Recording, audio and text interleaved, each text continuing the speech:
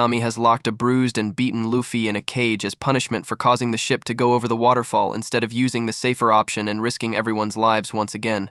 Jinbe tells her not to be so hard on him since everyone is okay, but Nami yells that as a part of the crew, they need to keep Luffy under a tight leash.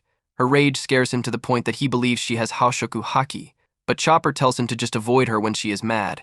Frankie, similar to Jinbe, is pleased, but this is because the only damage done to the ship was a broken yard on the mast, a testament of his ship's power.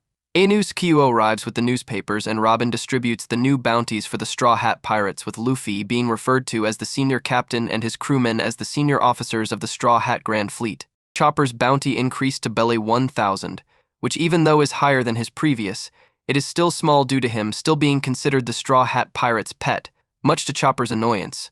Nami's bounty increased to belly 366 million, an amount that scares her as according to herself, even she would want what she is worth. Brooke's bounty increased to belly 383 million, which pleases him. Frankie's bounty has increased to belly 394 million, but he becomes enraged by the fact that the picture is now the figurehead of the Thousand Sunny, which does not even resemble him. Usopp's bounty increased to belly 500 million, which upsets him over how high it has become. Robin's bounty has increased to belly 930 million, though she does not pay much mind to it due to giving Chopper some cotton candy to cheer him up. Sanji's bounty increased to belly 1,032 million, which infuriates him that not only is he lower than Zoro once again, but now he is lower than Jinbe. Jinbe's bounty increased to belly 1,100 million, though he is more concerned about Sanji. Zoro's bounty increased to belay 1,111 million, while he taunts Sanji for being fourth in the crew now, resulting in the two fighting again. Luffy's bounty is now belay 3 billion, but he keeps asking for someone to let him out because he is hungry. Meanwhile, on Bari Island, the members of Buggy's delivery service are in awe over the fact that Buggy seemingly recruited Dracula Mihawk to save them from the Marines following the dissolution of the warlord system. Off to the side, however, Buggy is desperately pleading for his life while Crocodile holds him by the hair and Mihawk holds his sword over his separated head.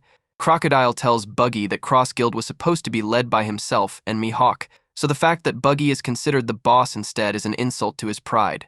Mihawk similarly adds that even if Buggy were to die here and now, it wouldn't make up for the shame they feel now.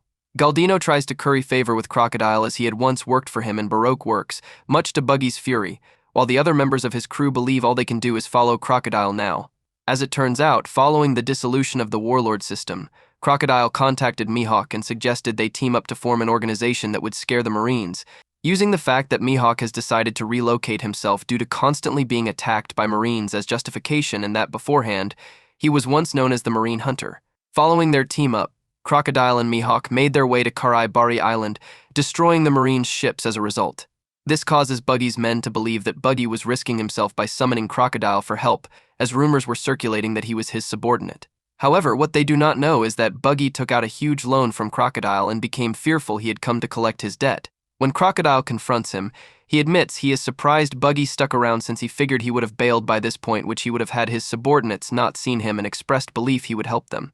Buggy tries to explain his debt to Crocodile by telling him that operating a delivery service requires a lot of money to keep running, and he had a lot of mouths to feed, and his biggest earners, the Giants, had all quit. Crocodile suggests he sell Buggy into slavery, but Buggy tries to appease to him by reminding him that they escaped Impel Down together. Crocodile ignores him and tells him that he needs a capital to begin his company, and if Buggy cannot pay, he will have to take full responsibility. Desperate, Buggy offers to join and use his organization and resources to kickstart Crocodile's business, even offering to work for free. Though he accepted these terms, when Crocodile demands to know why Buggy was given the top billing on the flyer, he explains it was not his idea, as his devout followers' blind faith to him was what led to the flyers looking the way they do.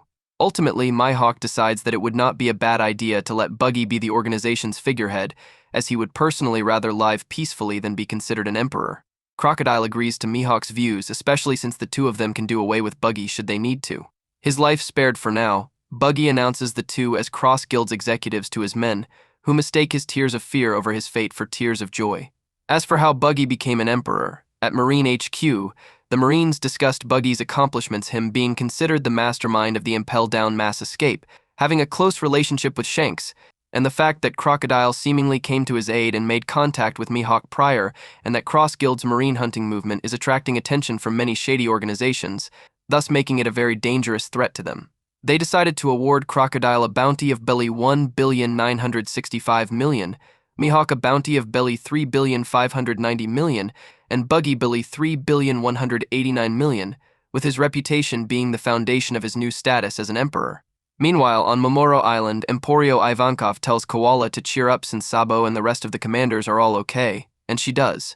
Morley expresses annoyance that Sabo's actions made them stew, while Karasu and Lindbergh say what happened occurred after he split from them, but they believe in him. Koala looks at Dragon, who admits that while he's relieved Sabo is okay, if he truly did assassinate Nefertari Cobra, he won't forgive him no matter the reason. He then asks Kuma to tell him what he saw as Koala picks up a call to them that the Marines managed to listen in on. On the other end of the Den Mushi, Sabo's voice rings. Near Whitebeard's homeland Sphinx, the red hair pirates have dropped off Marco, who decides to fly all the way back to the island. Marco thanks Shanks for the ride as he asks once again if Marco really doesn't want to join his crew. Marco confirms and even adds that he considers himself too old and worn out to play babysitter to a great pirate like him, a statement shared by Shanks' fellow officers and to his own personal frustration. As Marco bids goodbye, he thinks back to before the Straw Hats left Wano and how surprised Luffy and Sanji were that Yamato chose not to join them. Yamato tells them that Ryokuju's attack made him realize that Kaido's downfall means more people like the Admiral will try to invade Wano, so he can't turn his back on them, especially if he does leave, he'll continuously worry about them. Luffy ultimately accepts Yamato's wishes as Zoro recommends he be careful as to not hurt Momonosuke's pride, to which Yamato says he will find another reason to stay. Overhead, Marco calls to Luffy and tells him that he will be hitching a ride with a nearby ship. Luffy tells Marco he didn't get a chance to thank him for saving him during the Summit War. Marco accepts his thanks and says that Ace would be proud of how far he had come before saying that the times belonged to him and the other youngsters of his generation. Meanwhile, on Amazon Lily, Gloriosa remarks how deep into the island men were able to invade their home and how damaged the town is, with the mountain having lost about half of its entire structure. Boa Hancock says that as long as she remains on the island, the Marines won't stop hunting them, to which she remarks that she should go marry Luffy now, which annoys Gloriosa since Hancock is always thinking about that. As it turns out, a few weeks prior, during Kobe and the Marines' attack on the Kuja pirates, the attacking Marines decided to deploy their new pacifistas, the Seraphim, which seemed to take the form of children, keeping some of the Kuja pirates from fighting back. During the attack, though, Blackbeard's ship was spotted, with Blackbeard himself creating a kaishin to shove the Marines away. Blackbeard then appears with Katarina Devon and Vasco shot accompanying him, where he announces that he has come for Boa Hancock's Mero Mero no Mai, unwilling to let the Marines acquire it. Devon muses how nice Hancock's head would make as a trophy, and Blackbeard tells her that she can have her way with her after they take her powers, with Shot saying they could have more fun with her if she was alive. Vice Admiral Yamakaji is asked if the Marines should engage the Blackbeard pirates, but he says they need to wait for word from HQ, only for most of the Marines to get blown away by Blackbeard. He barges his way into the island and demands Hancock show herself, while Kobe, who was already on the island, asks Hancock to surrender if she wants them to leave. Hancock refuses and steps out to confront the opposing sides, just as Blackbeard gets a call for help from his subordinates. He sees the attacker and, to his shock, discovers not only is it the new pacifista, but it has all the traits of a Lunarian, and whose sword strike was what cut the island's mountain in half. Blackbeard starts fighting the pacifista and is forced to use Black Hole to swallow everything, while Hancock uses Slave Arrow to petrify several Marines, including Helmeppo and Yamakaji. The pacifista continues attack as Kobe demands it stop to protect the petrified Marines, but just as Hancock is about to use Perfume Femur, Blackbeard grabs her by the throat and nullifies her powers, as both their new bounties are revealed to be Billy 1,659,000,000 for Hancock and Billy 3,996,000, 000 for Blackbeard. Blackbeard acknowledges that Hancock's reputation is well earned, especially since she was able to petrify Devon and Shot among his crew. While Kobe tries to figure out what to do with all of the Marines down, Blackbeard tells her that he's had his eye on her devil fruit for a long time. She retorts that her beauty is what makes her powers formidable, and even if he kills her, those who have been petrified will remain so forever, fully confident that whoever inherits her power won't have the same capacity as her. Blackbeard then speaks to Kobe and says that they are now at an impasse, while also stating that he did him a favor at Rocky Port which allowed him to oust Oku and take Hikshinosu for himself.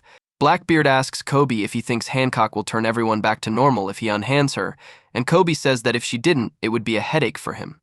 Hancock says she will turn everyone back to normal if they both leave, but Blackbeard refuses, reasoning that she won't keep up her end of the bargain due to her charms. At this point, Blackbeard decides to kill Hancock, which Kobe objects to, but thankfully he is stopped by the arrival of Silver's Rayleigh, who apologizes to Hancock for coming late while admitting he didn't expect the extent of the damage seen.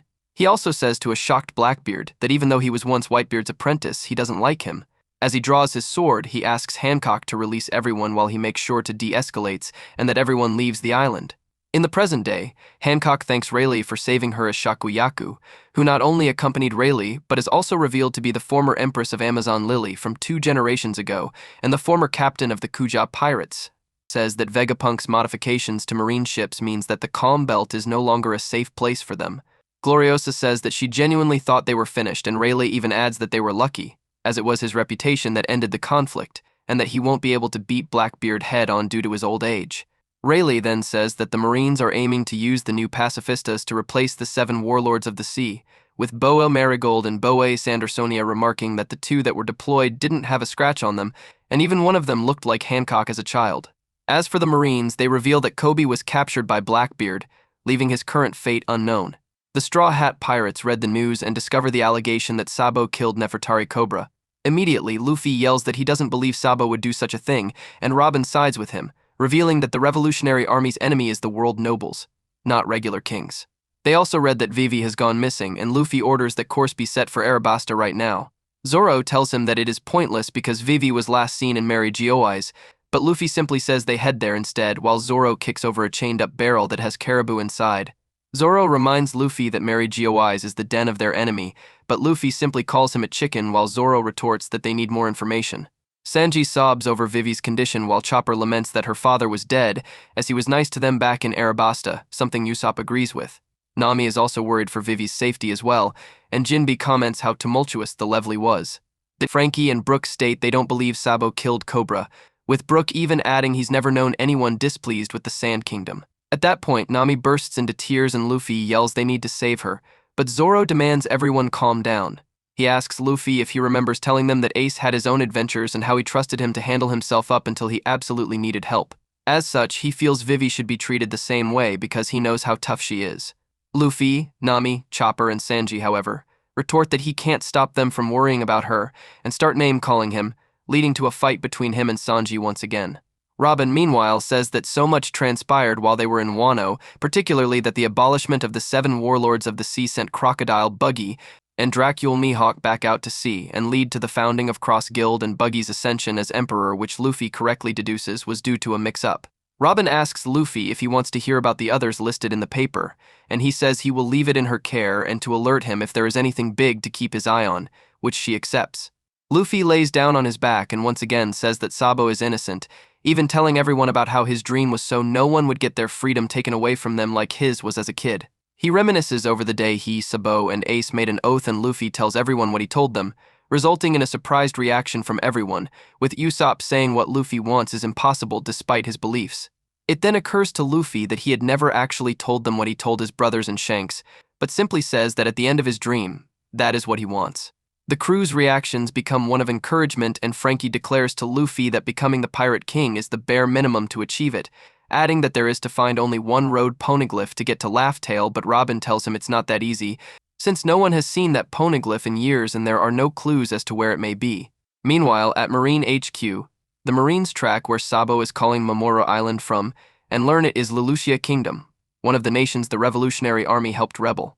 The 5 elders remark on this development and call him unfortunate. On Momoro Island, Sabo apologizes for the trouble he caused and confirms he did not kill Cobra, but he saw something unbelievable. Specifically, he saw someone sit on the empty throne. All the while, the people of the kingdom were noticing the sky getting darker, while the ousted king and his daughter demanded to be released. That someone, Emu, proceeds to cross off Lelouchia on a map, and the 5 elders order the signal to the surveillance Den Moshes be cut, and as far as the Marines should be concerned, nothing abnormal was detected and no information was intercepted, and as far as anyone should be concerned about, Lelouchia Kingdom never existed, as something ginormous lands on and completely obliterates the island. This cuts Sabo's connection to the army off, leaving his ultimate fate unknown.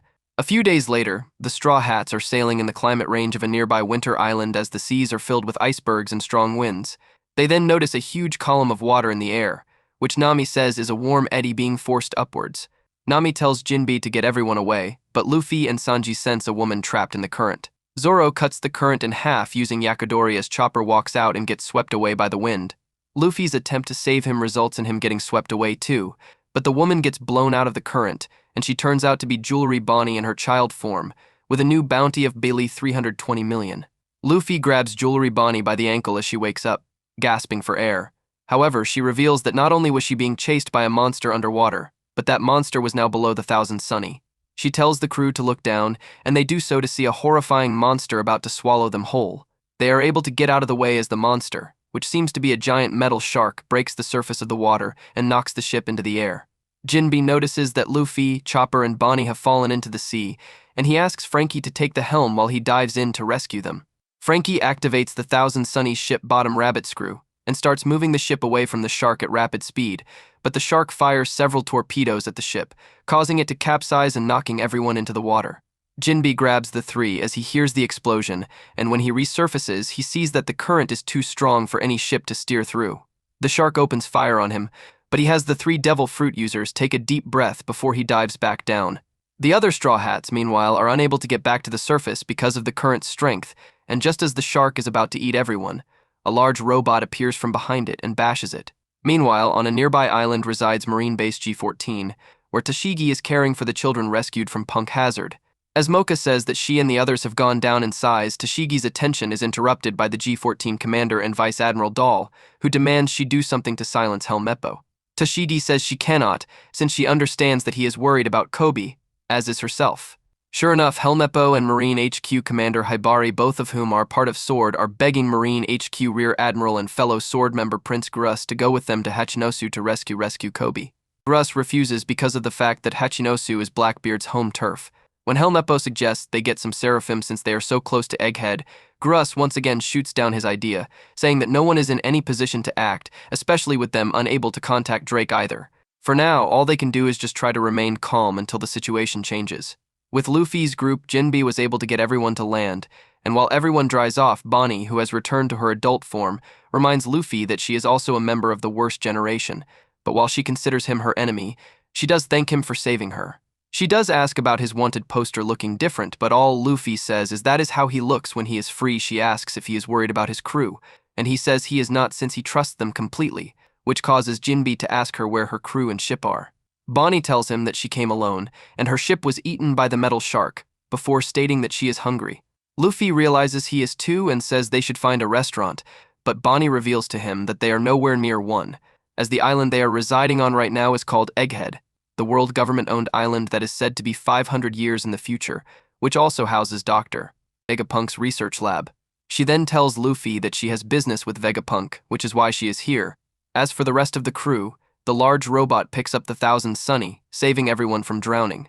Everyone is surprised to see such a large machine as a woman steps out from the cockpit complaining about how she failed to program the metal shark to only scout, report, and fire on any ship it sees, but not to eat Dr. Vegapunk as it keeps her from salvaging them. Frankie thanks her for saving them, but she clarifies that she was not trying to save them, especially since she works for the world government. She then introduces herself as leaving the entire crew in awe, reeling off the woman's declaration that she is Dr. Vegapunk. Frankie tells her that he really respects Vegapunk's work, considering that he spent the 2 years separated from the crew in Baltimore learning from his projects. Usopp, meanwhile, is gushing over the woman's giant robot, and Sanji is elated to see that Dr. Vegapunk is a gorgeous woman. Robin, however, voices her suspicions that the woman is Dr. Vegapunk, since she has never heard of the doctor being female. She also states that she is too young to be him as well. The woman confirms Robin's suspicions by revealing that she is not the Stella, which is Dr. Vegapunk's main body. She is Punk 02 Lilith. Lilith tells the Straw Hat Pirates that her research budget is always strained, so she will release everyone and conclude her business with the Straw Hats if they hand over their valuables. Nami rebukes this notion and demands she continue saving them, but Lilith once again states she wasn't trying to save them. In fact, she considers them all trespassers, and every ship that comes near gets destroyed by her army of sea beast weapons, which she summons to surround everyone. Everyone starts panicking, except for Frankie, Zoro, Robin, and, to a lesser extent, Sanji, just as Lilith receives a call from someone. The person on the other end is called Shaka, who tells her she has no pride as a scientist by plundering. Lilith tells him to shut up because she's focusing on their budget, but Shaka informs her that she's dealing with the Straw Hat Pirates, who were just announced as an Emperor's crew. Lilith states she knows, meaning they must have treasure on board, which is why she's robbing them, but Shaka tells her that she's underestimating them, especially since Zoro and Robin are acting so calmly because they know that even if they're surrounded, they can handle the sea beast weapons. Lilith realizes she's at a disadvantage, ashamed that she underestimated an emperor's crew so quickly and easily, as Zoro informs that they have some demands for him. Interested in the pirates to begin with, Shaka agrees to accommodate the crew and asks that they be brought to him. Vegapunk. Meanwhile, on Egghead, Jewelry Bonnie reveals to Luffy that she has been to the island before, when she was a kid. As the group make their way up to the island's surface, Bonnie tells them that turned her father, who, unbeknownst to them, is Bartholomew Kuma, into a cyborg, which Luffy at first says is cool, until Bonnie clarifies that her father has lost all sense of self because of it, and she wants answers from Dr. Vegapunk regarding it, even saying she will kill him if she doesn't like what she hears. The group makes it to the surface as Luffy and Chopper immediately try to find something to eat, while Bonnie remembers she saw Sabo at Mary Giawai's, but she decides not to tell Luffy yet. They are left in awe of the theme park on the island, which also contains a giant robot and a giant space alien. Luffy slingshots himself towards the monster, which seemingly eats him, only for Luffy to harmlessly pass through it. Though initially confused, his, Bonnie's, and Chopper's attention is turned to a giant parfait and other sweets. However, their attempts to eat it results in them also passing through it harmlessly.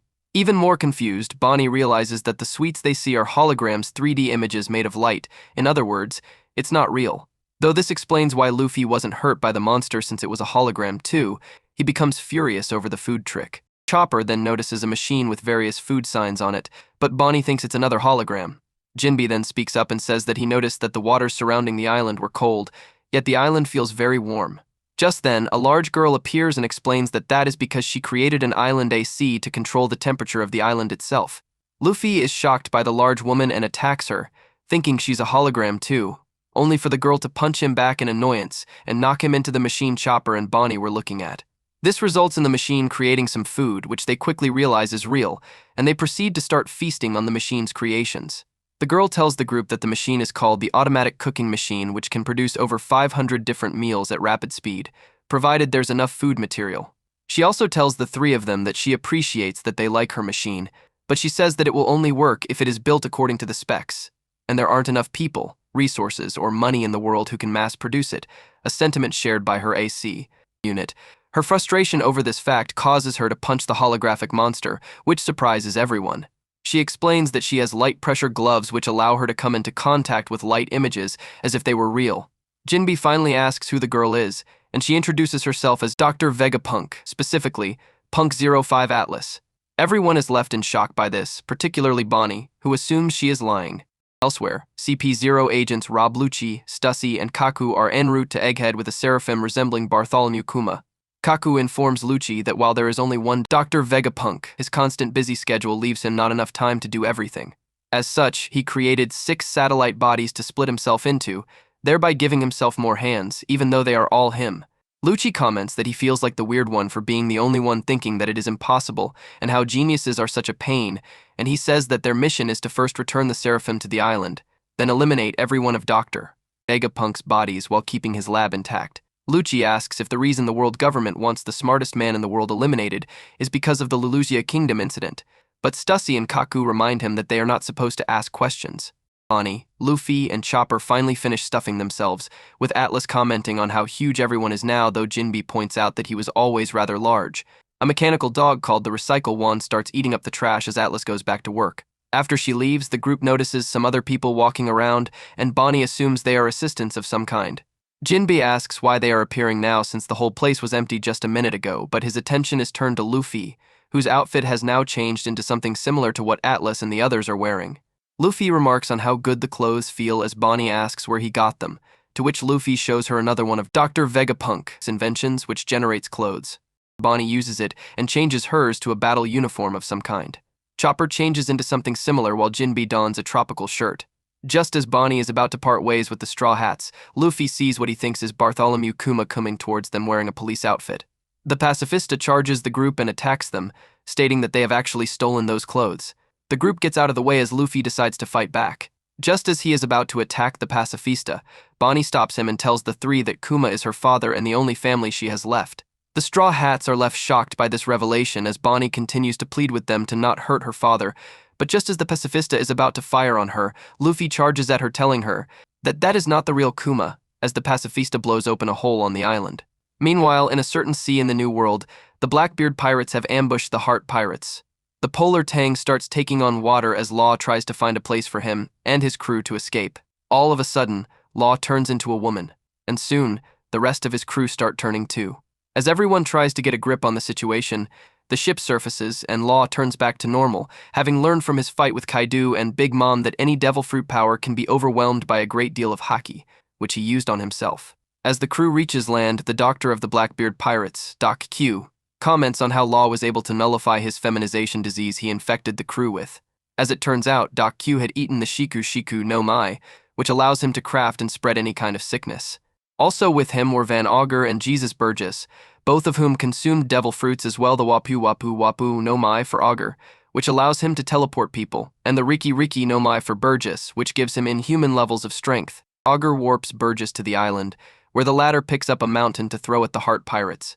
Law manages to destroy it as Blackbeard comes flying in on Doc Q and his horse Stronger, which had consumed the Yuma no Mai, model Pegasus, a mythical Zoan fruit that gives stronger wings. Blackbeard greets Law as the latter demands to know what the former wants. Blackbeard states that he knew one of the three of them would end up on this particular island after leaving Wano, but he was not sure who.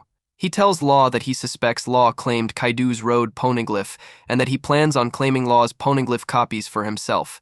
Law accepts Blackbeard's challenge, saying the winner takes all. As Blackbeard gears up for another attack, Law tells Hakugan to take charge of the polar tang while Shachi and Penguin jump into the water. Blackbeard unleashes a Garash that pushes down the Heart pirates on land, but not before Law uses R-Room Amputate to cut Stronger in half, causing Blackbeard to fall off as he admits his surprise at Law's awakened abilities. Doc Q falls as well, but he manages to throw his basket of explosive apples at the Heart pirates, only for Shachi to shoot a torrent of water at the bombs, destroying them in mid-air, to Doc Q's shock. Penguin tells the Blackbeard pirates that because he and the others grew up in the frigid North Blue Port, they have an advantage in a sea battle. Beepo then uses his incredible hearing to tell Jean Bart about Van Augur's incoming shot on Law, prompting him to use himself as a shield to protect his captain, to which Augur comments on what a tough guard he has. Law then uses K-Room Shock Will to stab and zap Blackbeard from the inside out as Augur uses his powers to warp to his position. Augur tells Blackbeard that his injuries are a result of him charging in without a plan, and suggests they retreat. Blackbeard refuses and has Augur warp him to where Law is, as the latter comments on how Blackbeard managed to acquire devil fruit powers for all of his officers. Law points out the one weakness all devil fruit users share, but Blackbeard simply says that the trade-off is worth it. The polar tang, meanwhile, starts attacking Blackbeard's ship, with some Blackbeard pirate grunts growing a little panicked but calming down under the notion that Blackbeard will prevail. Their captive, Charlotte Pudding, who was captured by Kuzan and Augur at an earlier point in time, tells the grunts that if Big Mom is still alive, they wouldn't be acting so cocky, but they tell her that she is dead and they are fighting her killer, meaning that the new era is still being made. During Blackbeard and Law's clash, Sakazuki is informed of the battle, but is forced to wait to see the conclusion, causing him to call the job of being Fleet Admiral frustrating. On Egghead, Jewelry Bonnie uses her devil fruit powers to age Luffy and Chopper to old men, while Jinbe and herself are aged to young children in order to throw the Pacifista off their trail.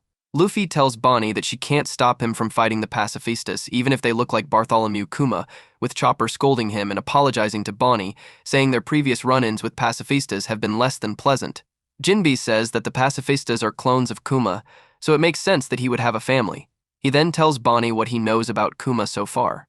According to Jinbe, Kuma was a wicked king who ruled over the Sorbet Kingdom before getting booted out by his people, after which he became a pirate. Later, he joined the Revolutionary Army until he was captured by the Marines and sentenced to life imprisonment. Dr. Vegapunk, however, found Kuma interesting, and as part of being allowed to be modified as a cyborg and cloned, he was granted freedom as one of the warlords of the sea. Bonnie picks up a beam sword and tells Jinbe that the cloning and warlord parts add up, but not the cyborg part, which she practically considers a death sentence. Jinbe admits this to be true, but states that life imprisonment is one too, and wonders what crimes Kuma committed to award such a fate. Filled with rage, Bonnie strikes at the three, declaring that Kuma was never a tyrant, that he hated the world government so much that he would never work for them, and believes he was experimented on by force. She returns to normal and changes the Straw Hats back too, while revealing that Kuma told her that she came from a special race, but that doesn't give Dr. Vegapunk the right to experiment on him and practically kill him by taking away his free will. As for the Thousand Sunny, Lilith takes the crew high into the sky and drops them off on Egghead Island, with Labaphase, the main research center, being situated on the clouds above the island, while the rest is referred to as the Fabrio phase. As she mentions the trouble Luffy is causing at the lower level, Lilith brings herself and the crew to Lava phase, where Zoro and Brook decide to watch the ship while the others head on. Lilith advises everyone to use the Trenkos to change clothes before heading into the lab, though. Inside the lab, Shaka speaks with Monkey D, Dragon, where he tells him that since he is so smart, he can see into the future. He then tells Dragon that he fears his imminent death is approaching, so he wants him to hear him out. On the Thousand Sunny, Zoro tells Brook that the reason he chose to stay behind was because he wanted to make sure he could bail out the crew if they get caught, since they are on a world government-affiliated island. Brook returns the sentiment regarding his decision to stay, and the two drink some tea, while Caribou finally speaks up. He reveals that he made a deal with the crew for them to drop him off away from Wano, but he did not think they would head for a government island. Zoro, however, ignores his worries and tries to send him on his way, much to his anger. Inside the lab, Usopp and Nami revel at the moving stairs while Frankie asks Lilith how everything is powered, to which she says it runs on fire. Frankie says that will run through many resources, which is why Lilith says she is always on the lookout for new sources. She then proceeds to walk through a wall before receiving a call from Edison. She goes on ahead as the rest of the Straw Hat Pirates walk through the wall too. Edison introduces himself and has everyone walk straight ahead. As they do so, Nami gushes at the idea that there may be future treasure on the island, which causes Usopp to comment that her tastes seem to vary between a little girl and an old woman, prompting Nami to angrily kick him. However, all five of them get their attention turned to an unexpected sight, one of the Seraphim units resembling Jinbe as a child. The group starts hypothesizing what he could possibly be, but Frankie ends up correctly deducing that they were facing another pacifista. His suspicions are confirmed when the Seraphim labeled 04S Shark fires a laser at the group, causing them all to scatter. As they recover, Usopp laments that they may have been lured into a trap while Nami pulls out Zeus. Unfortunately, she cannot bring herself to fight back, prompting S-Shark to make the first move and dive into the ground. Similar to Senior Pink's Sui Sui no Mai powers, which Frankie remembers, S-Shark jumps out of the ground and grabs Nami by the neck, prompting an enraged Sanji to deliver a fiery kick to its face. Robin follows up with Gigante Fleur Sea Serpent Spank, but S-Shark dodges and prepares to use Fishman Karate on her, but Usopp shoots S-Shark with Midori Boshi Dokuro Bakuhatsu So. Unfortunately for him, S-Shark dodges and emerges from beneath Usopp, grabbing him. Sanji moves to save him, but Frankie opts to instead, firing Radical Beam at the Seraphim. From afar, Edison watches the battle and is surprised to see Frankie be able to use laser beams, which he considers risky for the Seraph since he has yet to put them through laser trials. Lilith, who was with him, agrees, saying that Seraphim are expensive to make, furious at the fact that the crew might have caused irreversible damage to S-Shark. Edison then comes up with an idea and flies off to jot down the blueprints, leaving Pythagoras with the task of watching the fight. Pythagoras does so, saying that battle data like this is hard to come by. As Edison works, he asks York to eat something, which she does. As the fight continues, Pythagoras comments that S-Shark's attack patterns continue to develop as it grows, indicating that one's lineage factor can store some of a person's recollections and capabilities. As he considers solutions to problems arising from the Seraphim's accelerated growth, he grows uncomfortable due to needing to use the bathroom. Since he is so occupied right now, he leaves that task to York, who, after finishing, says how relaxed she is, which Edison and Pythagoras also say. Meanwhile, Atlas says she needs to punch something to help her digest. York then falls asleep. Eventually, Shaka arrives and orders S-Shark to stop, while also scolding Edison, Lilith, and Pythagoras for using the straw hats for collecting battle data. He also magnetically sticks everyone's feet to the floor, which he says is because he still does not completely trust everyone. Shaka asks if everyone thinks the island looks like the future, to which Frankie confirms he does. To his surprise, though, Shaka states that the island is actually from the past. When Frankie inquires what he means, Shaka tells him that 900 years ago, there was a highly advanced kingdom that had more technology than today. Elsewhere, Luffy's group comes across a junkyard and finds an ancient-looking but highly advanced robot, which Luffy and Chopper want to ride. Frankie is left incredulous at Shaka's claim that Egghead resembles an ancient city, but Shaka simply says it was a theory evidence backed up by the tale of an archaeologist who risked his life to discover the Great Kingdom, and one day found a machine that had the same manufacturing date his theory. A concerned Robin asks if the machine was built during the Void Century, to which Shaka asks how much she knows about it. In turn, Nami asks Robin how much she knows, but Shaka speaks up and admits Robin may find the story painful for her to remember, as Shaka knows that Robin's birthplace, Ohara, was destroyed 22 years ago by a buster call from the Marines, and he believes the reason was because they knew of the existence of the Great Kingdom.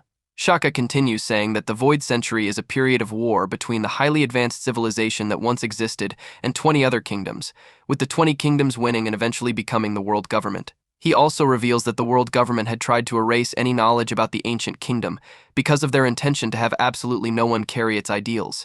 Nami and Usopp are left aghast by Shaka's tale, though Frankie finds it romantic. Sanji asks Shaka if the people who knew about the kingdom are all dead, which Shaka confirms. Usopp starts freaking out as Shaka tries to assure that it was only a theory. He turns to Robin and tells her that if the people of Ohara were killed because of this theory, then that means the world government knows it to be true. Robin grows defensive of Shaka's claim and tells him that the people of Ohara simply made a theory based on all the research they conducted, and if he could not simply learn the truth from the government itself with his influence. Shaka answers Robin that if he talks, he will die, whether he is affiliated with the world government or not. Robin asks how Shaka is able to know all of this, since she believes that all of the books that Ohara had were destroyed. Shaka, however, states this to be untrue.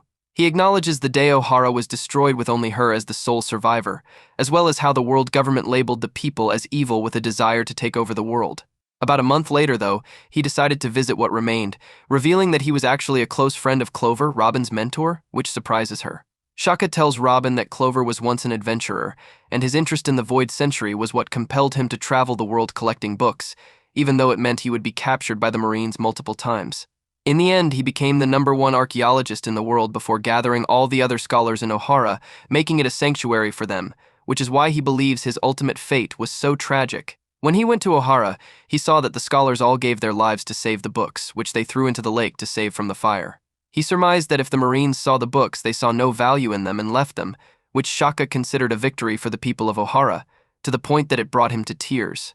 Shaka's story causes Robin to reminisce about the incident of the destruction of the island, and how her mother, Olvia, told her that she believes history is an asset for humanity, so they should not give up on the future she would live in. As her words were very similar to Shaka's about the importance the books had, Robin starts to cry, which mistakenly enrages the Straw Hats. Robin confesses to Shaka that Ohara did try to expose the truth about the Great Kingdom as he predicted, and asks about what happened to all of the books. He explains that at the time he wanted to take them all to Punk Hazard, but knew it would be too risky if his superiors found out. However, he did end up meeting those guys. It turns out, when Dr. Vegapunk went to Ohara after it had been destroyed, he spotted some giants salvaging the books. As he begins to wonder if they know the importance of them, he gets spotted by Monkey D. Dragon, who was also an old friend of Clover. Vegapunk was surprised to learn this as Dragon tells Vegapunk that he checked out the giants and confirms they aren't bandits, and they know of the value of the books. He also tells him that their captain is a strange man with bandages all over his body, and who said he won't let the assets that Ohara left become erased from history. Dragon concludes that he is relieved that the world government didn't destroy the books, though he said that including Vegapunk with them. Vegapunk tries to defend himself, but Dragon refuses to hear it, as he had previously invited him to join his freedom fighters, yet he chose to side with the world government. Vegapunk claims that him being a genius would not have been able to help them, and reasons that even within the world government, there would be people who would listen to him, so Dragon should not be losing his objective. Dragon admits this to be true, but cannot help himself from being angry over the fact that the world government killed thousands of innocent and powerless people over something as trivial as an unreasonable opinion. As a result, he declared he would make an army who can fight it. He will not let Clover's death and the will of Ohara go in vain, even if he is a man who despises war. It was from that point on that the Revolutionary Army came to be, with Emporio Ivankov and Bartholomew Kuma helping him found it. At the end of Shaka's tale, Nami calls Dragon a passionate man, while Usopp is surprised to hear the giants came from Elbaf. Robin also admits her surprise that Dragon knew Clover, and Frankie asks Shaka why he remodeled Kuma, and why he saved them that day. Shaka, however, says that since the books didn't fall into the world government's hands, he secretly visited Elbaf and read them, meaning he himself knows all about Ohara and the secrets of the world, which is helping him progress his research. Robin begins to smile and asks if the captain's name is Jaguar D. Saul, and though Shaka does not exactly say that, only that he is hiding and no one knows where. Robin deeply thanks him and asks he not let Ohara's battle go in vain. Shaka confirms he will not, as he considers himself an ally to every scholar, as is his nature as a researcher. Shaka then activates everyone's shoes and has them follow him, wanting to show them something. Meanwhile, down in the Fabria phase, Luffy and Chopper see no place to ride the giant robot, making them think it is automatic. Chopper tries to make it move but fails, and Luffy tries to call it by its name, which also fails and causes Jewelry Bonnie to refer to them as children. Just then, Someone appears stuck inside the robot's armor while begging for help, as his warping experiment had failed. Luffy helps the man out, and Bonnie identifies him as Dr. Vegapunk, the main body. Vegapunk recognizes that Luffy is Dragon's son, and that he knew he would come, before looking at Bonnie and acknowledging how grown-up she is now. Luffy's attention, however, is turned to Vegapunk's shoes, which are making him float. Vegapunk shows him and Chopper how to do it too, but ends up shooting himself too high into the air, prompting him to ask for help again. Bonnie asks Dr. Vegapunk what happened to his head, considering how its formerly enormous size last time they had seen each other. Vegapunk simply says that he cut it, a statement that leaves her flabbergasted that he can compare his head to simple hair. Vegapunk explains that he ate the Nomi Nomi no Mai, a paramecia devil fruit that allows him to store every tiny detail of knowledge, which causes his brain to grow continuously with all the new information. Granted, he was already born a genius, the devil fruit simply expanded upon that. Chopper is left in awe over Vegapunk's claim that his brain is still growing, even separated from his head, while Luffy asks if he became stupid after cutting it, which irritates Vegapunk. He explains that the apple attached to his head is an antenna, and it transmits information to the rest of his brain, which is contained in the backside of the giant egg on the island, which is dubbed Punk Records. Vegapunk also explains that each of the satellites are clones of him, each one containing an exact copy of one of his personalities, all increasing the amount of work he can do, and that once a day he syncs their experiences and knowledge through Punk Records, which Jinbe believes is because they all share the same brain as him. Vegapunk says that Punk Records is very much like a giant library, and that people around the world can access his brain and help themselves to his incredible knowledge. He also believes if mankind can continuously update Punk Records, he could create a sea of knowledge far beyond his brain, with which he can share with all of the world. Chopper gushes over Vegapunk's accomplishments, while Jinbe questions if he would encounter issues with ideology, which Vegapunk says should not be too focused on if one wishes to advance the field of science. Bonnie, however, becomes livid, telling Vegapunk that he is still the same as when last they met a man who is willing to sacrifice everything for the sake of science, like her father, Bartholomew Kuma. She draws the beam saber she picked up earlier on Vegapunk, despite his claim that it is a failed product. She demands he turn Kuma back to normal as Jinbe tries to calm her down by reminding her how many enemies she will create if she kills the smartest man alive.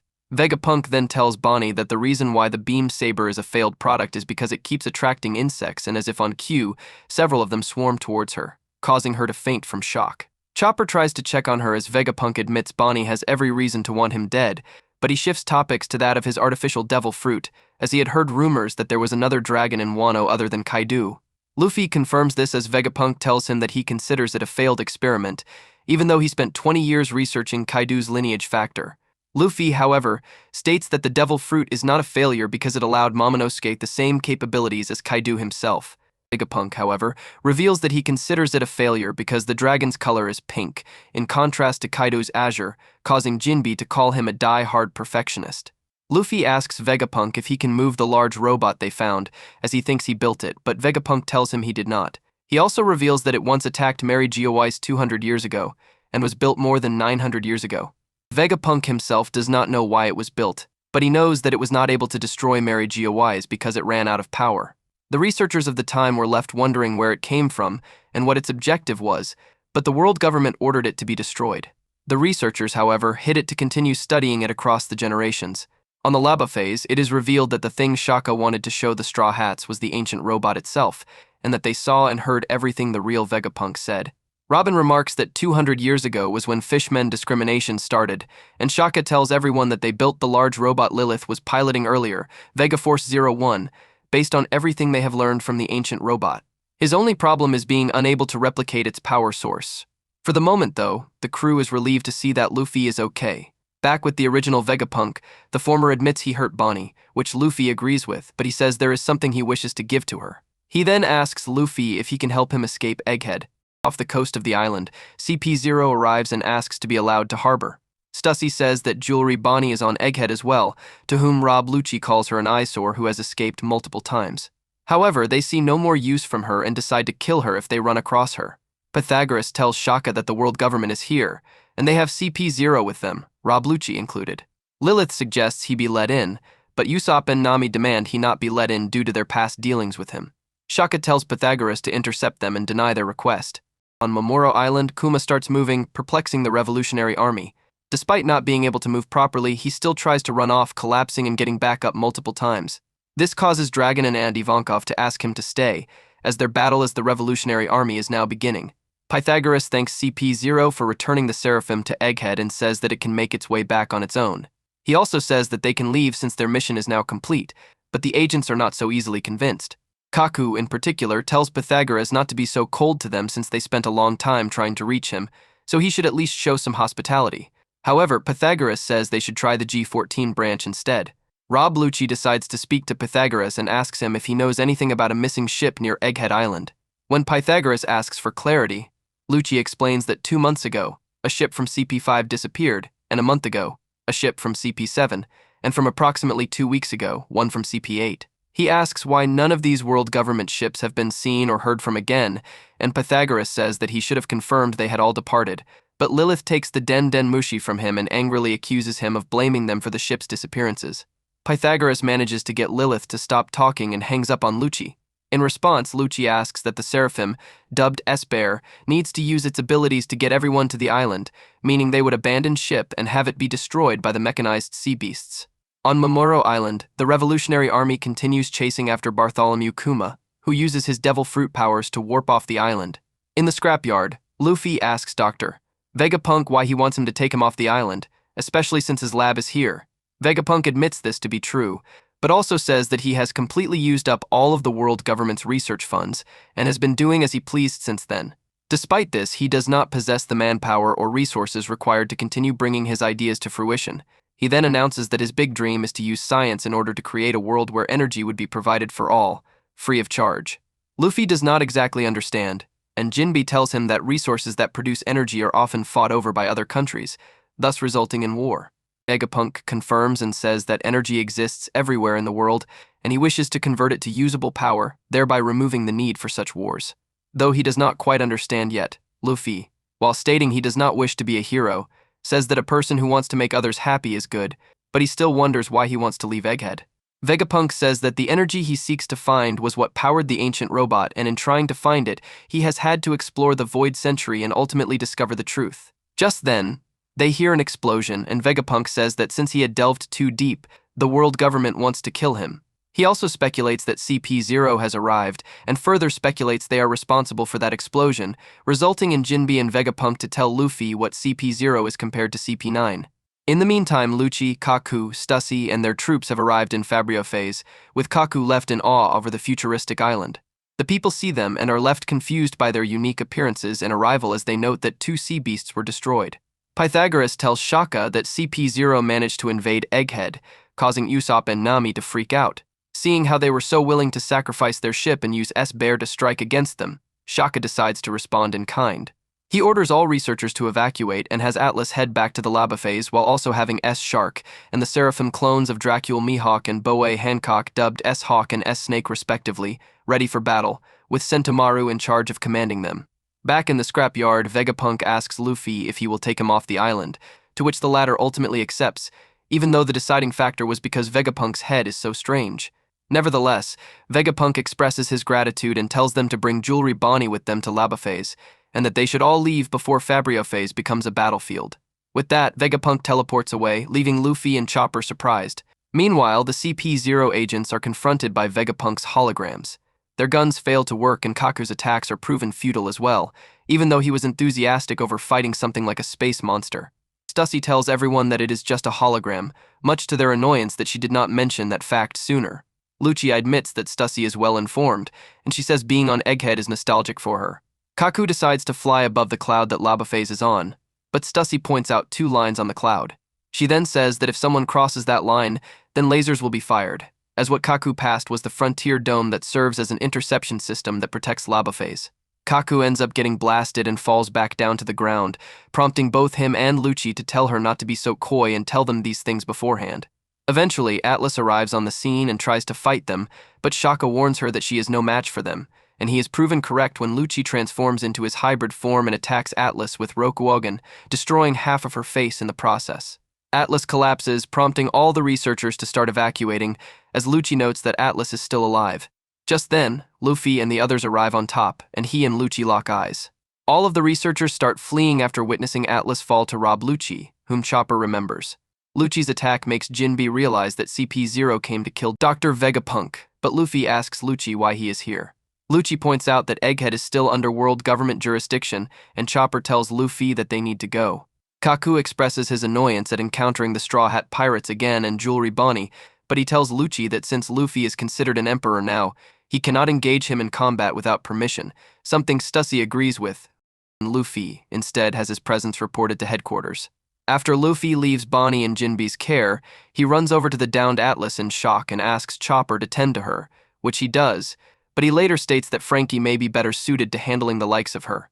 Lucci tells Luffy to stay out of government affairs, but Luffy tells him that Atlas was kind to him and to his group. At Marine headquarters, Sakazuki is told that the Straw Hat Pirates are on Egghead, causing him to wonder if Vegapunk called them because he had anticipated that they had been coming for him.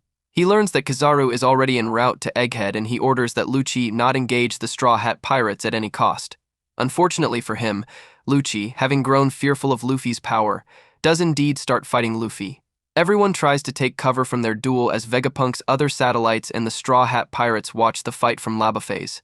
They notice that Lucci looks different now, and Shaka says that Lucci has awakened his devil fruit, and sometimes it can drastically rob the user of their personality, which is the reason why Lucci refused to wait until getting permission to engage Luffy, then appears behind his satellites and the Straw Hats, and he asks the crew if they know what Luffy's new form is called, as he too had gone into his awakened form. Nami says she does not know and assumes it is just part of the Gomu Gomu no Momai, but Vegapunk tells her that the name does not exist in the ancient devil fruit encyclopedia, much to her shock. As they watch, Vegapunk tells the crew that Luffy's appearance resembles an ancient god, which Sanji finds incredulous to believe. Vegapunk, however, continues saying that the god is the warrior of liberation, the one who is always playful and who makes others smile, the sun god Nika. Nami admits she has never heard the name before, which Vegapunk says is because it was erased from history, but according to him, if the people yearn for it, then its existence will never disappear. Vegapunk says that the desires of all things are born in the world and that devil fruits are in the same boat. He tells the group that devil fruits are the embodiment of what people wish they could become, and the reason why the sea, which he calls the mother of all nature, makes devil fruit users unable to swim is because it considers these wishes to transcend the world people wish to live in as abnormalities. His theory leaves the Straw Hat crew completely stunned. During Vegapunk's speech, Luffy and Lucci were fighting one another in their awakened states, with the fight being very similar to Luffy's fight with Kaido. As they fight, though, Sentomaru arrives and asks Vegapunk what he is supposed to do since he believes CP0 is supposed to be their allies. Vegapunk explains that they have come to kill him and asks if he can drive them away from Egghead, which Sentomaru does not like the idea of since that would make him a traitor too. Vegapunk then reminds Sentomaru that in the past, he rescued Sentomaru from poverty, so he should decide what to do for himself. Ultimately, Sentomaru agrees to fight back against CP0. When Sentomaru arrives with S-Shark, S-Snake, and S-Hawk, CP0 see him and Kaku tries to order S-Bear to take him down, but Stussy says that is impossible. She is proven correct when Sentomaru takes control of S-Bear and has it attack CP0. Stussy says that the rank of authority the Seraphim follow is very different from the pacifist, as the five elders have the highest authoritative chip, Vegapunk and his satellites having the second, Sentomaru the third, and at the bottom whoever else. Additionally, not even the five elders can command the Seraphim over a Den Mushi. Kaku adds that Seraphim are a huge asset to the world government, which means they cannot destroy the cyborgs, and he curses Lucci for seemingly not thinking this through. Luffy uses an attack called Gomu Gomu no Mogura pistol that causes him to stretch his fist into the ground and redirect it up to Lucci's chest to hurt him. Sentomaru orders S-Snake to guide the Straw Hat Pirates to the Frontier Dome using vacuum rocket, and orders S-Hawk and S-Shark to hold off CP0. Chopper and Jinbe notice the Seraphim, and Jinbe is surprised to see that the former 7 warlords of the sea were cloned. Luffy sees Sentomaru, who asks if he is seriously going to take Vegapunk off the island, which Luffy confirms he will. Just then, Lucci stabs Sentomaru with Shugon and he falls, with Lucci saying that all they need to do is take down the control tower to get the Seraphim under their control. Luffy runs to Sentomaru and apologizes to him for distracting him. Sentomaru, however, tells Luffy that he foresaw Lucci's attack, but he was not fast enough to block it. Lucci tells Sentomaru that he needs him out of the picture if CP0 is to take command of the Seraphim. As he tries to attack him again, he gets intercepted by Luffy, who spins around and slams Lucci far away into a wall with a move the former calls Gomu Gomu no Dawn Whip. Jinbe calls to Luffy and tells him that they need to get to the real Vegapunk in order to save Atlas, but Luffy ends up spinning himself so hard that he cannot stop himself from doing so, and he even unintentionally heads towards the opposite direction of his crew. Meanwhile, the Seraphim continue to push back CP0, with Kaku saying that they are unstoppable, and even if they destroyed them, they would still consider it a loss. Stussy even adds that the most terrifying aspect of it all is that the Seraphim are still only children. Up on the lava phase, Frankie asks Vegapunk if the ability that S-Shark is using is the Sui Sui no Mai that Sinor Pink ate, and if it means Sinor Pink is dead now since there can be no two users of the same devil fruit at the same time. Vegapunk tells Frankie that Sinor Pink is in fact alive and confined and impelled down, and Frankie asks in response if Vegapunk copied his devil fruit. Vegapunk clarifies that he is only capable of replicating Zoan devil fruits, which he considers the process of doing so vastly different and more acceptable from Caesar Clown's Smile production. He also says that with unlimited resources, he could replicate even the special types of Zoan fruits, though he is not sure if he can get them to awaken. He says that he tried to replicate Logia fruits, but found it to be very complicated. For Paramecia fruits, however, he found an alternative method of replicating their powers by synthesizing blood from a Paramecia user's lineage factor, the green blood, flowing through S-Shark, S-Bear, and S-Snake right now, which allows the latter two to use the Nekyu no Mai and Mero no Mai respectively. Vegapunk concludes saying that the Seraphim are the culmination of all of his ideas and may go down in history as the most powerful beings that ever existed in the world. Frankie is left in awe as Nami realizes that this was the reason the 7 warlords of the sea had been abolished, while Usopp panics over the nature of what Vegapunk has just created, with Sanji and Robin even adding that they consider the Seraphim a threat to them. Down in Fabrio phase, Lucci recovers and charges for Sentomaru once again, but Luffy intercepts him again and tries to bite down on him. Lucci sidesteps him and Luffy fires the rubble he chomped down on at Lucci, who either tries to dodge or destroy. Luffy then backs up into a pipe that he makes rubber and fires himself at Lucci at rocket speed in a move he calls Gomu Gomu no Dawn Rocket, nailing him square in the chest. Lucci goes flying once again as he calls Luffy's devil fruit insanely powerful and that he's starting to lose consciousness. Chopper and Jinbe are then directed by S-Snake to the vacuum rocket, which will take them up to lava phase. Jinbe thanks her and says that it is nice to see a kind version of Boa Hancock for a change, though S-Snake claims she was only following orders. With only 1 minute before the vacuum rocket departs, Chopper once again calls to Luffy. Sentomaru tells Luffy that he trusts Vegapunk with him and his crew, and he promises to help him escape.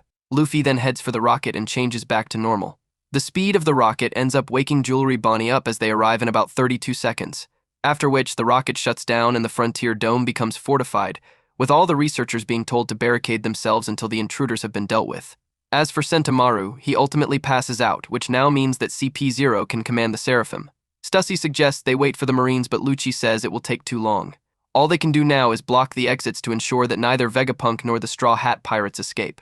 As for the Straw Hats, Nami asks why the world government wants Vegapunk dead if he is such a valuable ally to them, to which Vegapunk says that they fear he will turn his vast intellect against them, despite never having such intentions.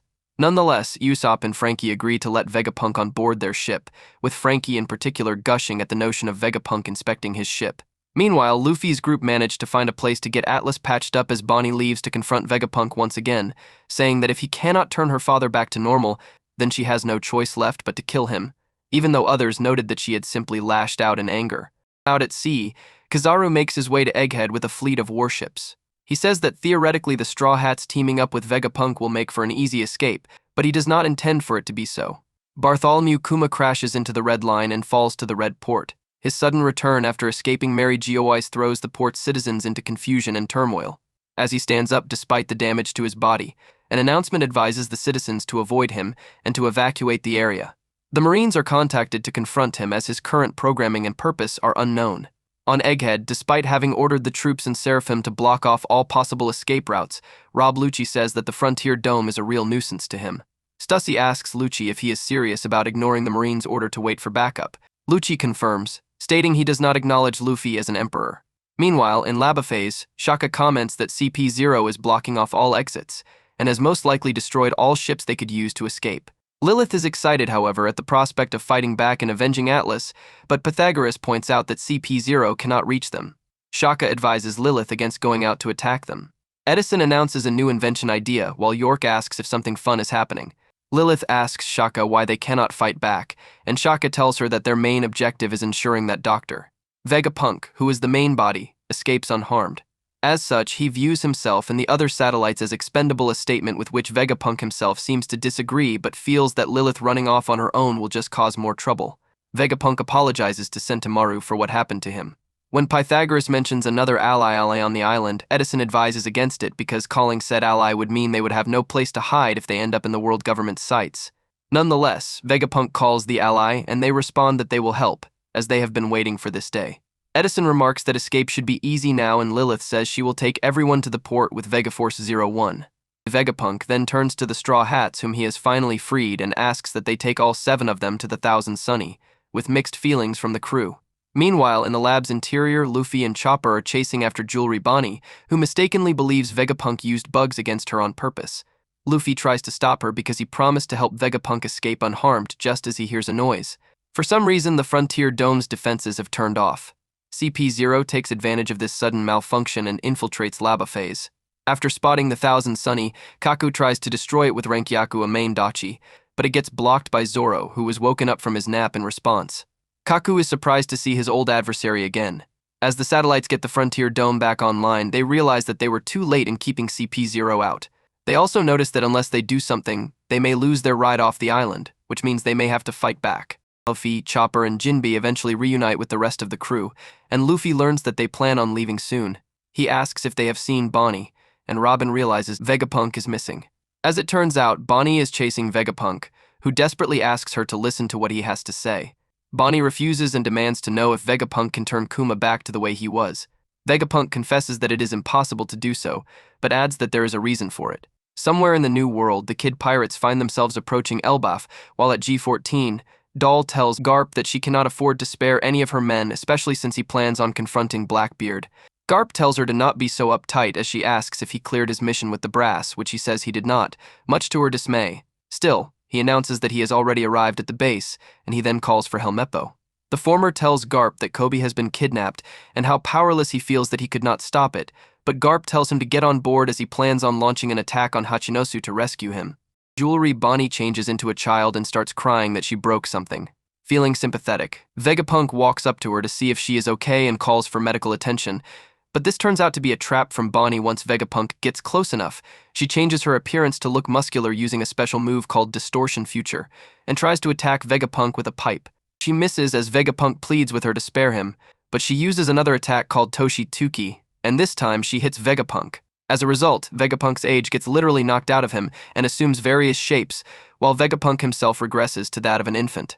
Bonnie picks up the now helpless scientist and explains that her powers do not affect living things permanently, but now she wants him to tell her exactly why he took Bartholomew Kuma's personality from him. Vegapunk says that if he does tell her, the truth will only hurt her. He also tells her that he promised Kuma to keep his secret from her no matter what. As he says that, Kuma himself starts climbing the red line. He gets blown off but continues to fight back against the Marines.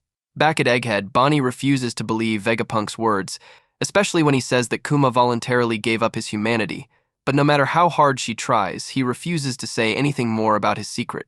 Bonnie then sees a huge door with a bare paw print on it and deduces it is connected to Kuma. She opens the door by aging the lock and finds a huge paw-shaped bubble. This causes Vegapunk to flash back to the past when he was with Kuma and how he told him a story about a scientist from West Blue hypothesizing that a person weighs 21 grams less after dying, indicating that the lost weight is the person's soul. He found the story fascinating and wonders if things like memories and imagination have mass and volume too, intending to use Kuma's Nikyu no Mi powers to help prove that, as it allows him to take intangible concepts and give them physical form, and even transfer them to others. Of course, Kuma surmised that Vegapunk wants Kuma's memories, and at first he refused, but it seems he ultimately gave in. In the present, Vegapunk begs Bonnie not to touch the bubble, calling it nothing but pain strong enough to kill someone. Bonnie, however, tells Vegapunk that she is very familiar with her father's powers, and that what is in front of her is his memories. While on the Laba phase, Nami is freaking out that Rob Lucci was able to invade the facility, but Usopp says that as long as Zoro and Brook are guarding the Thousand Sunny, they will be okay even if the battle is 2v3. That is, though, before Shaka points out that the Seraphim have joined, leaving the battle 2v7.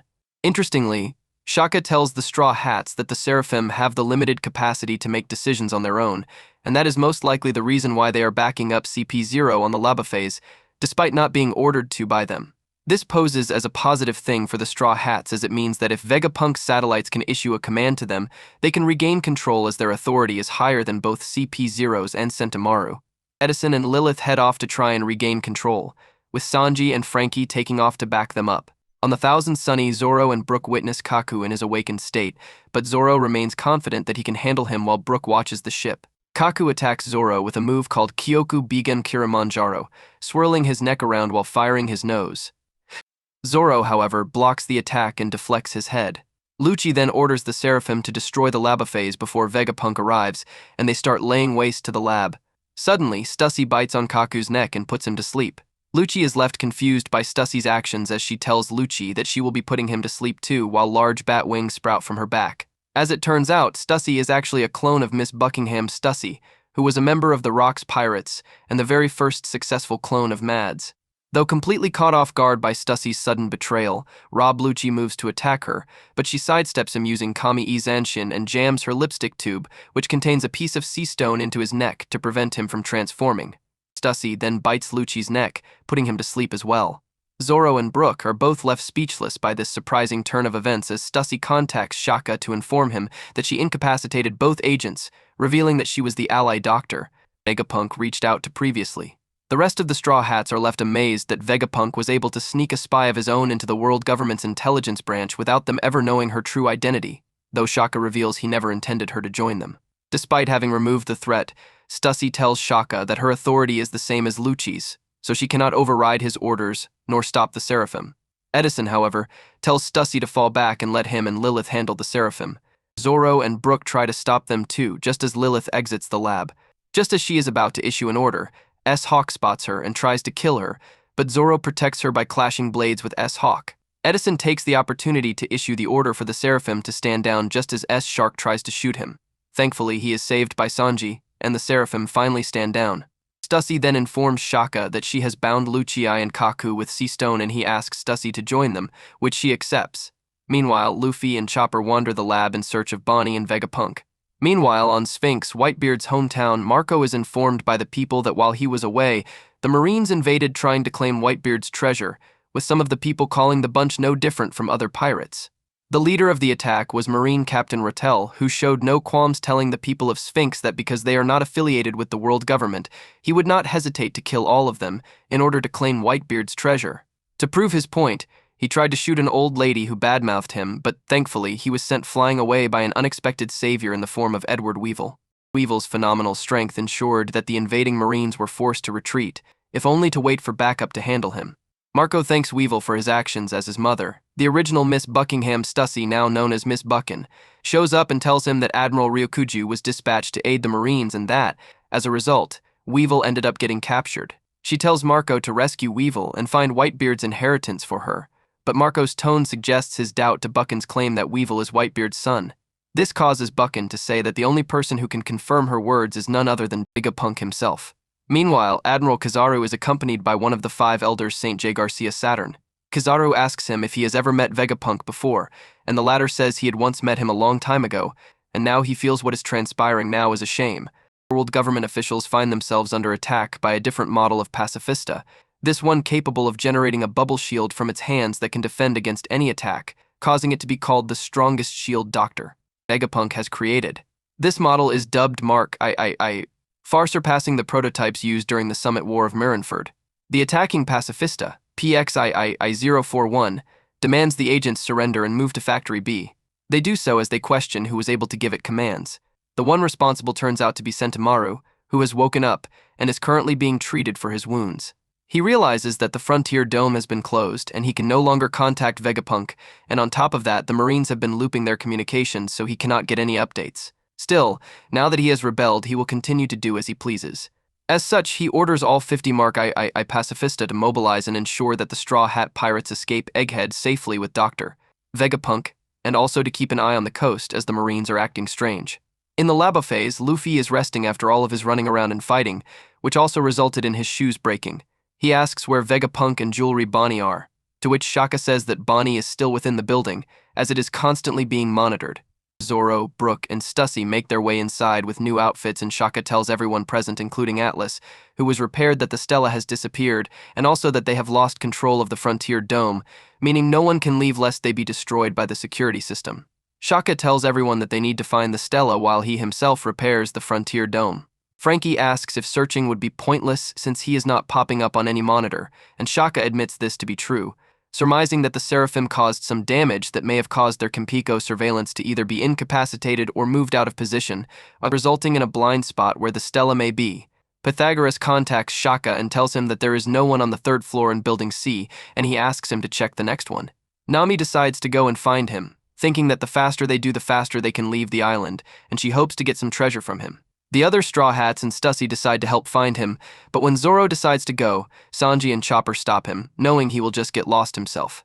As such, Luffy and Zoro are left behind to watch over the captive Lucci and Kaku.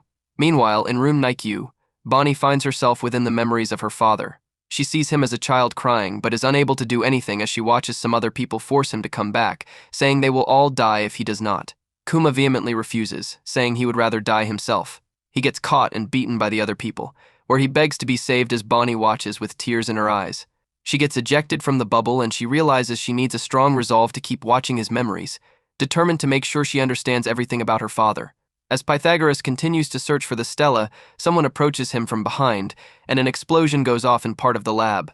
On his news balloon, Morgans has received information about what is transpiring on Egghead. He decides to write an article portraying Luffy as Dr. Vegapunk's kidnapper while the world government are trying to save him. He believes that if the world finds out that the world government is trying to kill a man who has changed the world so much with his accomplishments, there will be severe backlash, and hopes to be rewarded by the government by painting them in a good light. Nefertari Vivi, who was with him, angrily tells him that Luffy would never do something like kidnapping, and she voices her disgust with his newspaper.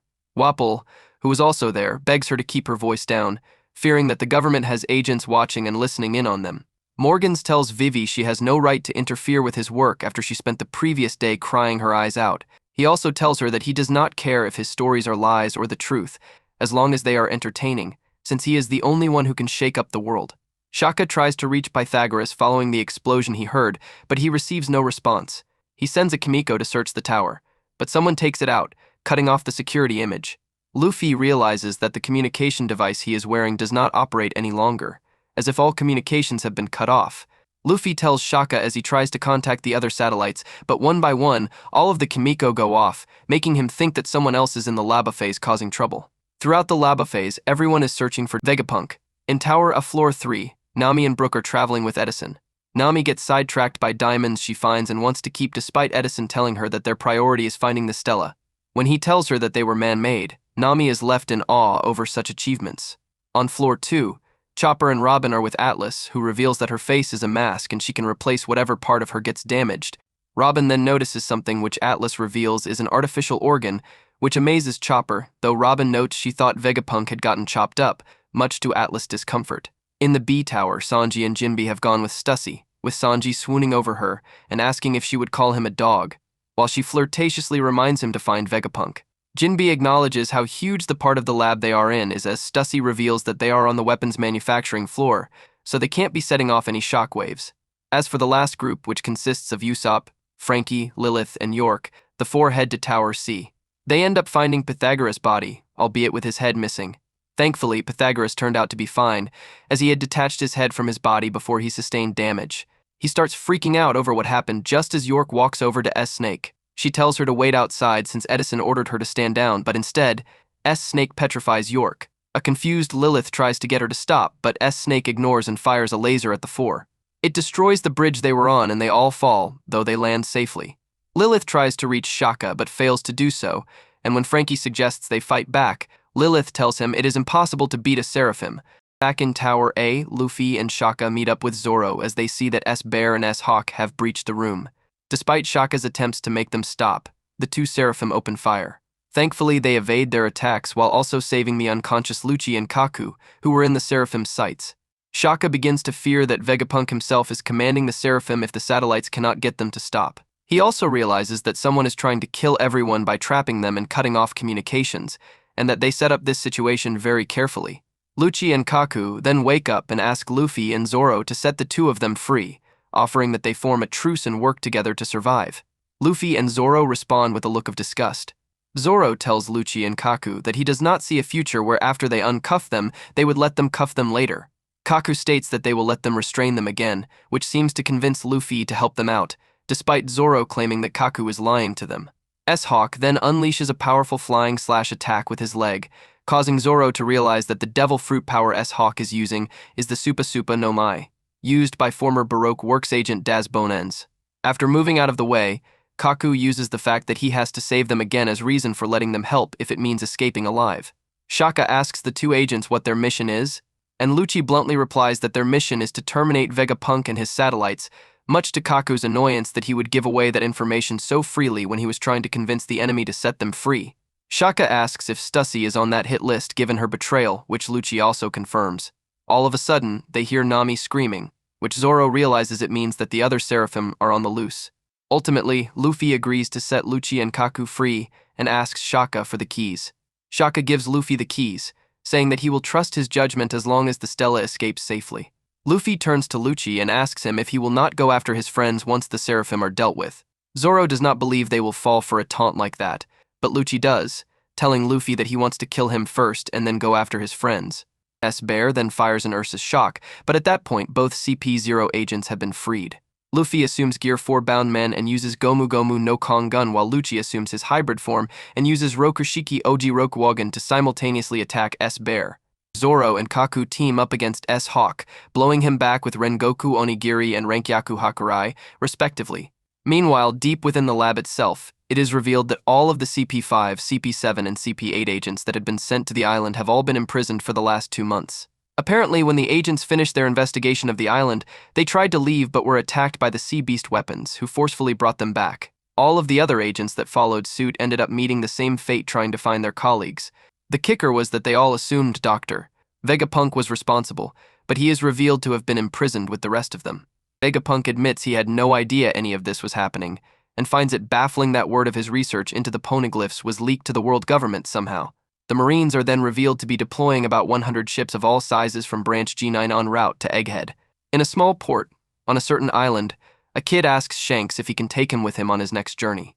Shanks refuses, since the kid is a little hot-headed, much to his annoyance. Rockstar arrives and informs him that they are under attack, and if they should fight back. Shanks ultimately agrees, regretting that he let it get to this point due to him reconnecting with some old friends of his whom he believed to be dead. His friends turn out to be Dory and Brogy, the former captains of the giant warrior pirates who finally left Little Garden and returned to Elbaf, the island Shanks is currently on. The two giants happily agree to help him out, as Shanks asks Rockstar to send a message to their attacker, who is Eustace Kid, the message being surrender the road poneglyph rubbing he has or risk a fight with him. On the outskirts of the island, Kid realizes that practically every pirate ship they see belongs to Big Shots. Killer reveals that the last time they tried to fight him, it was a completely one-sided fight. Kid never even got a chance to see Shanks. This time, Killer fears that Kid might die in this next confrontation. Kid, however, is not scared, believing he will die only if he loses the fight. Sentomaru orders that everyone on Egghead flee the island.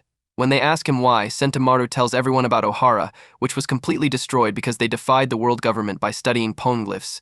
If the world government is deadly serious about killing Vegapunk, it is because they have weighed all of the potential scientific consequences and have chosen to eliminate him anyway. As such, he is very certain something even worse than that day will occur on Egghead. In his mind, he desperately asks Luffy to hurry up and leave the island with Vegapunk. While in the command room, Luffy, Lucci, Zoro, and Kaku are struggling to do any lasting damage to S-Bear and S-Hawk. It then occurs to Zoro that the two Seraphim resemble King the Conflagration from the Beast's pirates. Shaka is surprised to learn that Kaido had a Lunarian in his crew, but Zoro tells him that he did not know what exactly he was. Shaka realizes King is Albert, who fled Punk Hazard with Kaido. Shaka confirms that the Seraphim were made using King's lineage factor, prompting Zoro to tell Luffy, Lucci, and Kaku to watch out for the flames on the Seraphim's backs because when they go out, they get faster but lose their defense. He apologizes to everyone for not seeing the connection before, especially since King's defining characteristics are his dark skin, black wings, white hair, and fire, much to the other three's clear annoyance that he did not. At that point, Shaka leaves the room, telling Luffy he has an idea as to where Vegapunk is. In Building A, Nami's group has crossed paths with S-Shark, who has knocked Brook's head off his body and heavily damaged Edison. As a result, Nami decides to fight back against the Seraphim, even if it looks like Jinbe. She summons Zeus and has him use Reitai to electrocute S-Shark from the inside, which seems to hurt him, while she sobs and apologizes to Jinbe. Unfortunately, S-Shark dives into the ground just as Brook reattaches his head to his neck. He warns Nami to watch out, but S-Shark emerges and grabs her. But just as Brook is about to retaliate, Sanji charges in and sends S-Shark flying in a rage, determined to beat the Seraphim to a pulp for hurting Nami. In Building C, Lilith is furious that S-Snake petrified York, so she shoots her with her bubble gun. It grazes her shoulder but causes her to fall over, and Lilith says it is because the bubble was made from the energy of the sea, and since S-Snake has blood synthesized from an existing devil fruit user, she can fall prey to the sea. Frankie tries to subdue her, but because S-Snake was just grazed, she gets back up quickly and knocks Frankie away. She fires a laser at Usopp and Lilith, but Frankie traps her under a large bubble. However, S-Snake pleads that she is suffering, causing Frankie to drop his guard long enough for S-Snake to break free and petrify part of his body with perfume femur. Lilith fires several bubbles at her, but she dodges them all and charms both her and Usopp before turning them into stone with Mero Mero Mello. Underground, Shaka finds all of the Cypher Pole agents and Vegapunk contained in a lab that was previously used for devil fruit research. Shaka is left perplexed by this revelation as Vegapunk asks him who is currently with him. Shaka turns around to see who he is talking about, only to be shot in the head, much to everyone's horror. Shaka collapses as Vegapunk hears footsteps, with a look of horror etched onto his face. Stussy informs Sentomaru that Admiral Kizaru is en route to Egghead, and that CP0 was to wait for his arrival after eliminating Dr. Vegapunk and his satellites. Sentomaru comments on how serious the world government is, while Stussy tells him that this event may become even bigger than Ohara's destruction, the main reasons being that Vegapunk continued studying the research of Ohara, and that Egghead has the firepower to repel an attack, which Ohara could not. Before she hangs up, Stussy tells Sentomaru to call her if anything unexpected happens since all communication has been cut off in the lava phase. After she hangs up, Sentomaru tells the islanders that they can't hesitate, and they all must flee the island before the Marines arrive, which they all start to do. In Building C, Frankie, who is only partially petrified, demands S-Snake undo the petrification she did to him. Lilith and Usopp, claiming that he can still fight with the part of them that isn't stone. S-Snake ignores him, however, and turns to Pythagoras. He demands to know who ordered S-Snake to do this, but all she does is stomp on and crush him, resulting in a huge explosion. As she starts to walk away, Frankie tries calling her again. On the second floor of Building A, Chopper, Robin, and Atlas are flying around looking for Vegapunk. Robin has deduced that the Seraphim are rampaging and the others may be fighting them off, which means those people cannot move from wherever they are situated. Atlas says that she may have an idea as to where the Stella is, and the two follow her lead. On the third floor, Nami tries to help Edison while Brook decides to go look for Vegapunk, while Sanji continues his fight with S-Shark. On the fourth floor, Zoro realizes that S-Bear and S-Hawk's flames are not going out, but Luffy notices that S-Hawk has left the room. Lucci says that S-Hawk is choosing to prioritize killing the weaker members of the crew and save the more troublesome members for later, thinking they will be too rattled to fight effectively. Zoro immediately runs after S-Hawk, and Luffy tells Kaku, whom he comically calls Usopp, much to Kaku's annoyance, to go with him since he can get lost easily. Luffy resumes fighting S-Bear, but Lucci tells him that this is not an enemy that he can defeat with brute force. Meanwhile, Bonnie is still looking through her father's memories, and what she is seeing has brought her down to her knees, and she begins crying profusely. Around 3 months ago, someone contacted the 5 elders and told them that Dr. Vegapunk was researching the contents of the Void Century. CP5 was dispatched to investigate, but they found no evidence, yet the ship that left with them suddenly disappeared. CP7 and CP8 were dispatched to investigate, but they too disappeared. Then, the mysterious person contacted the 5 elders again, and eventually they came to believe that Vegapunk had betrayed the world government. Choosing to assassinate him, CP0 was dispatched to handle the situation, and one of the elders chose to go in person as they expected Vegapunk to retaliate. Reinforcements were requested from various marine branches, meaning war was looming on the horizon. However, the Straw Hat Pirates' presence has made the entire organization uneasy. In any case, the outcome of these particular events would shake up the entire world. Down in the hidden lab, the person who shot Shaka enters the lab as Vegapunk demands answers. The person turns out to be York, who evilly tells Vegapunk that she wants to become a world noble. Vegapunk angrily asks why she would want to be such a thing since she has been to marry GOIs in the past and seen how horrible they are, but York just laughs and says that he sounds like Shaka, though she now considers him dead.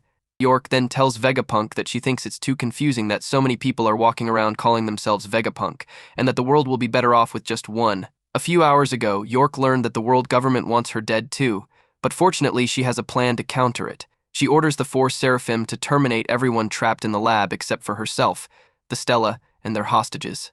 She does acknowledge that she is not strong enough to fend for herself should the others find out she was responsible for letting the Seraphim run amok, which is why she ordered S-Snake to petrify her as if York had her guard down and then undo it when no one is looking.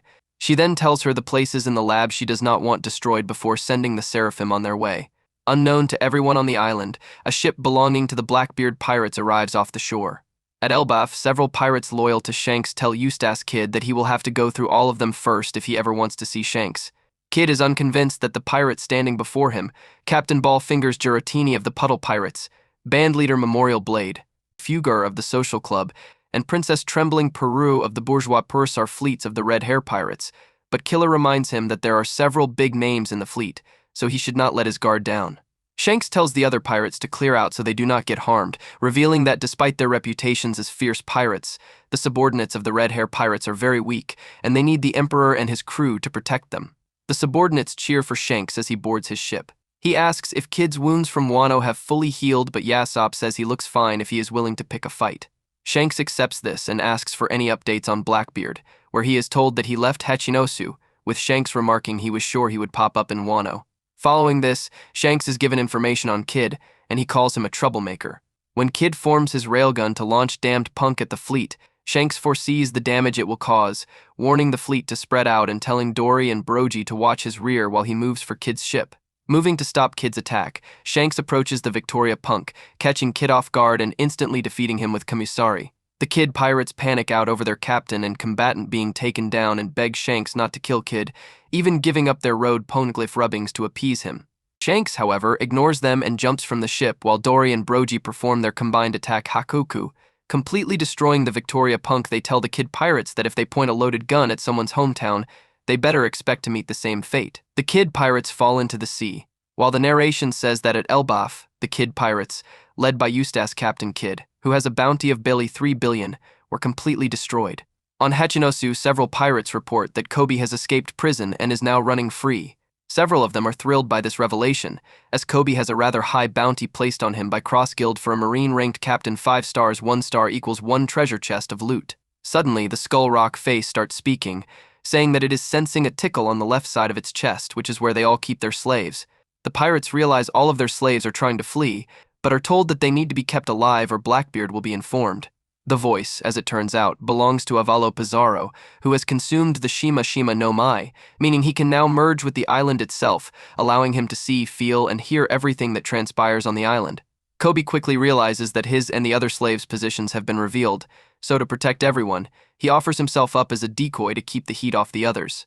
Shiryu, who was with Pizarro, points out that he could just catch Kobe and the slaves all by himself since he has merged with Hachinosu, but Pizarro refuses, telling Shiryu that Blackbeard gets mad at him for causing too much damage. Vasco Shot asks if he can handle the situation then, as he too has eaten a devil fruit, the Gabu Gabu Gabu no Mai, which lets him manipulate alcohol. However, because of that, Shot's idea is that he sets the town on fire so they have nowhere to run, resulting in Pizarro scolding him and telling him that that would also upset Blackbeard, especially since they just finished repairing the damage from the Rocky Port incident.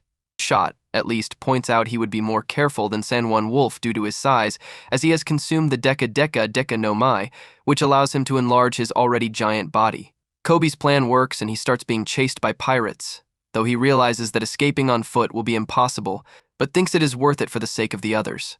In a flashback, it is revealed that the reason Blackbeard kidnapped Kobe was so he could use him as a bargaining chip. He came up with a plan where he would have Hachinosu recognized as a full-fledged nation by the blessing of the world government, and become its king, and in exchange, Blackbeard will return Kobe to them unscathed and with grace. Kobe calls his plan insane and that he is wasting his time with him since he is a member of Sword. When Blackbeard questions what that is, Kuzan, who is present with him, informs him what Sword really is. According to Kuzan, Marines affiliated with Sword are not recognized as such on paper. Kobe and the other members have surrendered their Marine codes, and since they have resigned their commission, they can operate without certain protocols holding them back, such as being able to pick a fight with an emperor without authorization. He also reveals that the world government can disavow members of Sword at any point in time, meaning that an attempt to use Kobe as leverage would be a moot point, for the Marines could very easily sever all responsibilities and ties they have with Kobe. Though Blackbeard understands and is even impressed of this new knowledge, he refuses to change his mind about his plan, confident that Kobe's status as a hero would mean the world government would not cut him loose, or the public will be enraged.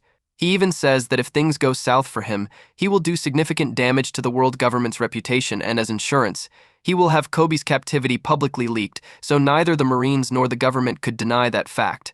Until then, he wanted Kobe locked up. As Kobe continues to be chased, he remembers how Perona was the one who freed him in return for his help freeing Gecko Moria, who was also imprisoned. He then hears an explosion and learns that Marines are on the island, though he humbly believes they did not come just for him.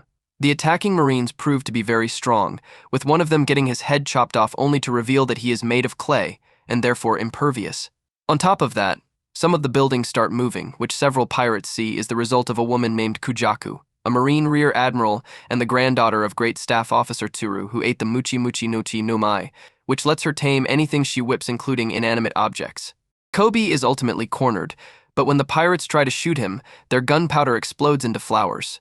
Several of them realize they are Vegapunk's GP flowers, and the one responsible was Hibari, a sniper. She contacts Prince Grus, who has eaten the Gunyo Gunyo no Mai that allows him to manipulate clay, hence the clay soldiers, and he informs her that both he and Kujaku have the situation under control. By this point, several pirates have been trapped by the buildings Kujaku forced to move and surround. With no means to escape, a marine ship launches itself high into the air, commanded by Monkey D. Garp. Garp jumps off the ship and completely decimates the pirates with his galaxy impact attack, calling it retribution for kidnapping his irreplaceable protégé, who he considers the future of the Marines. Garp lands on the island and Prince Grus uses his devil fruit powers to cushion Garp's ship's fall. He tells the pirates that if they so much as blink, he will hurt them bad, only to see that everyone was already unconscious. He comments that he feels he has lost his touch, which leaves the other pirates incredulous after all the damage he caused. He sees Kobe and Hibari run to him as Helmeppo cries tears of joy that Kobe is okay. However, Hibari is suddenly frozen solid, courtesy of Kuzan, who is revealed to be the 10th Titanic captain of the Blackbeard pirates. Kobe begs for Kuzan to thaw out Hibari, but he refuses, saying that it would look bad for them if Kobe escaped while Blackbeard was away. As it turns out, roughly a year after Kuzan's battle with Sakazuki for the position of Fleet Admiral on Punk Hazard, the Blackbeard pirates crossed paths with Kuzan drinking in a bar. Blackbeard asks Kuzan why he froze his crew, including the massive San Juan Wolf, before demanding he undo it, but Kuzan tells him to calm down while warning him not to use the Gura Gura no Mai and risk shattering his frozen crew. Kuzan says his crew were the ones who decided to pick a fight with him. Eventually, the former admiral does thaw everyone out and he ends up having a drink with Blackbeard and his crew as he talks about his battle against Akanu, showing off the loss of his left leg that he regularly has to replace using the Hi no Mai, while commenting that though Akainu was not as badly injured, he was not completely unscathed either. At one point, Katarina Devon asks Kuzan if he knows anything about the man marked by flames. When Kuzan inquires what she means, Jesus Burgess tells him about the road poneglyphs and how Kaido and Big Mom are known to have one each. However, they do not know the location of the other two, but heard a rumor that the man marked by flames has one. Kuzan jokingly says he is the one they are talking about. However, neither of them believes him, and Lafitte says that this man sails a pitch-black ship and anyone who sails close to him gets swallowed up by a whirlpool. Shiryu believes the man works for the world government, reasoning that they would want to hide one of the road poneglyphs to prevent other pirates from finding the One Piece. Kuzan tells the Blackbeard pirates that the poneglyphs only give him bitter memories, though he says he did not see a red poneglyph on Ohara. He mainly remembers his friend and Nico Robin, and how he chose to take fate into his own hands. The others are not moved by Kuzan's sob story as Lafitte asks Blackbeard if they should kill him and take his devil fruit for themselves. Kuzan hears this and gets angry, but Blackbeard tells him that he has no intention of doing so. In fact, he wants Kuzan to join his crew. Kuzan refuses to join up at first, but Blackbeard points out that he considers his pirate crew a gang of people looking out for their own interests. Besides, he does not work for the world government anymore, so he can do whatever he wants. In the present, Garp demands Kuzan thaw out Hibari, but he tells him that he has always admired how direct Garp is, and it is because of that he wants to do things on his own terms. He asks if Garp can seriously kill his former #1 protege to save his new favorite as he freezes him with Ice Ball, but Garp breaks out and reminds Kuzan that he taught him to live in the now. He then tells Kuzan that only weaklings lose their way as he grabs him by the face and slams him through the ground with a move called Blue Hole. Meanwhile, on Winter Island, Blackbeard has defeated Trafalgar Law and destroyed the Polar Tang. He tells Law that the pirates whose hearts he stole at Rocky Port to join the 7 warlords are still on Hachinosu, and he should probably kill him and bring his heart there as a trophy. As Teach debates on what to do once he has the Opi no Mai, Bepo attacks him in his Sulong form, which he was able to assume outside of a full moon thanks to a special drug Chopper gave him. He buys himself enough time to grab Law and jump into the ocean, but Law tells him to go back for the crew. Bepo tells him that he cannot do so, but he has faith they will survive as he desperately begs his captain not to die. The narration then declares that the Heart Pirates were soundly defeated on Winter Island. News of the death of Vice Admiral T-Bone starts spreading rapidly throughout the world. Sengoku asks Tsuru if the culprit has been found. However, she replies the culprit has not been found, though she is certain the family of the culprit will be financially secure following this. Sengoku is in disbelief that the people they swore to protect are betraying the Marines, but Tsuru considers it indeed believable, especially since T-Bone was killed in Peppy Kingdom, which is said to lose over 1,000 people a year to starvation. Of course, she is not defending the culprit, she is just saying that if this is what Buggy had in mind, they may have been underestimating him this whole time. Sengoku says that this means they need to stomp out the Cross Guild soon, or the Marines will become very weak morale-wise. Sengoku asks Hina where Garp is because he wants him to try out a new rice cracker flavor, but she tells him that he told her he was off to save Kobe, meaning that he was with Sword on Hachinosu, along with Kujaku, much to Sengoku and Tsuru's surprise and annoyance. On Karai-Bari Island, the man responsible for T-Bone's death meets with Buggy, where he reveals that his people received the payment for his bounty.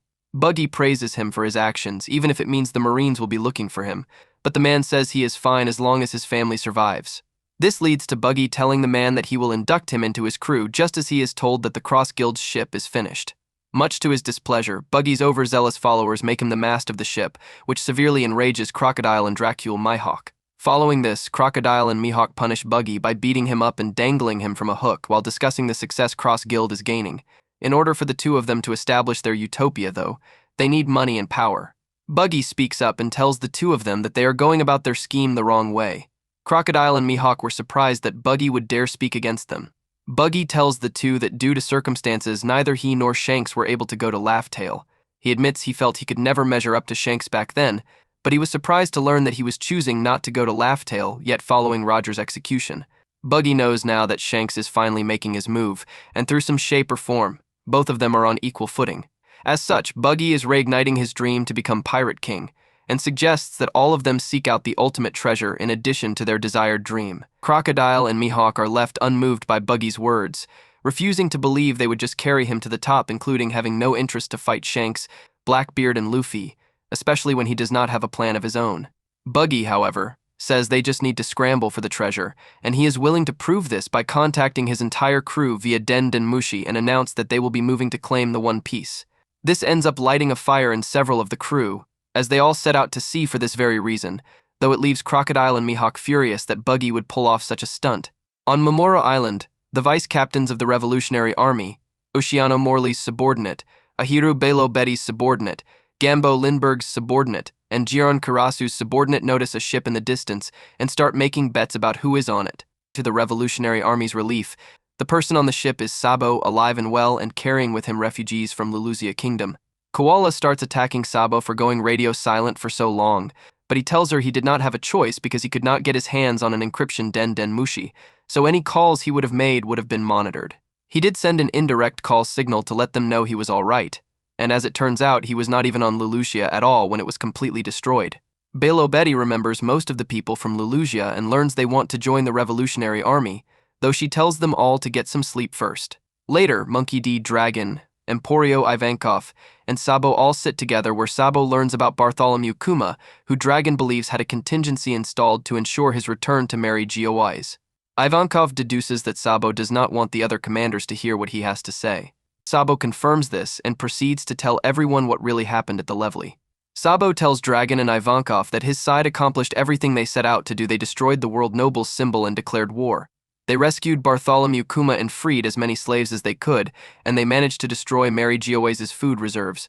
Dragon tells Sabo that his actions got the Marines' attention and kept most of their forces' eyes on him, while the Revolutionary Army's influence sparked 12 nations to take up arms, 8 of which were successful, with the exception of Luluzia, which has been annihilated. As such, the 7 nations are no longer paying the heavenly tribute nor exporting natural resources.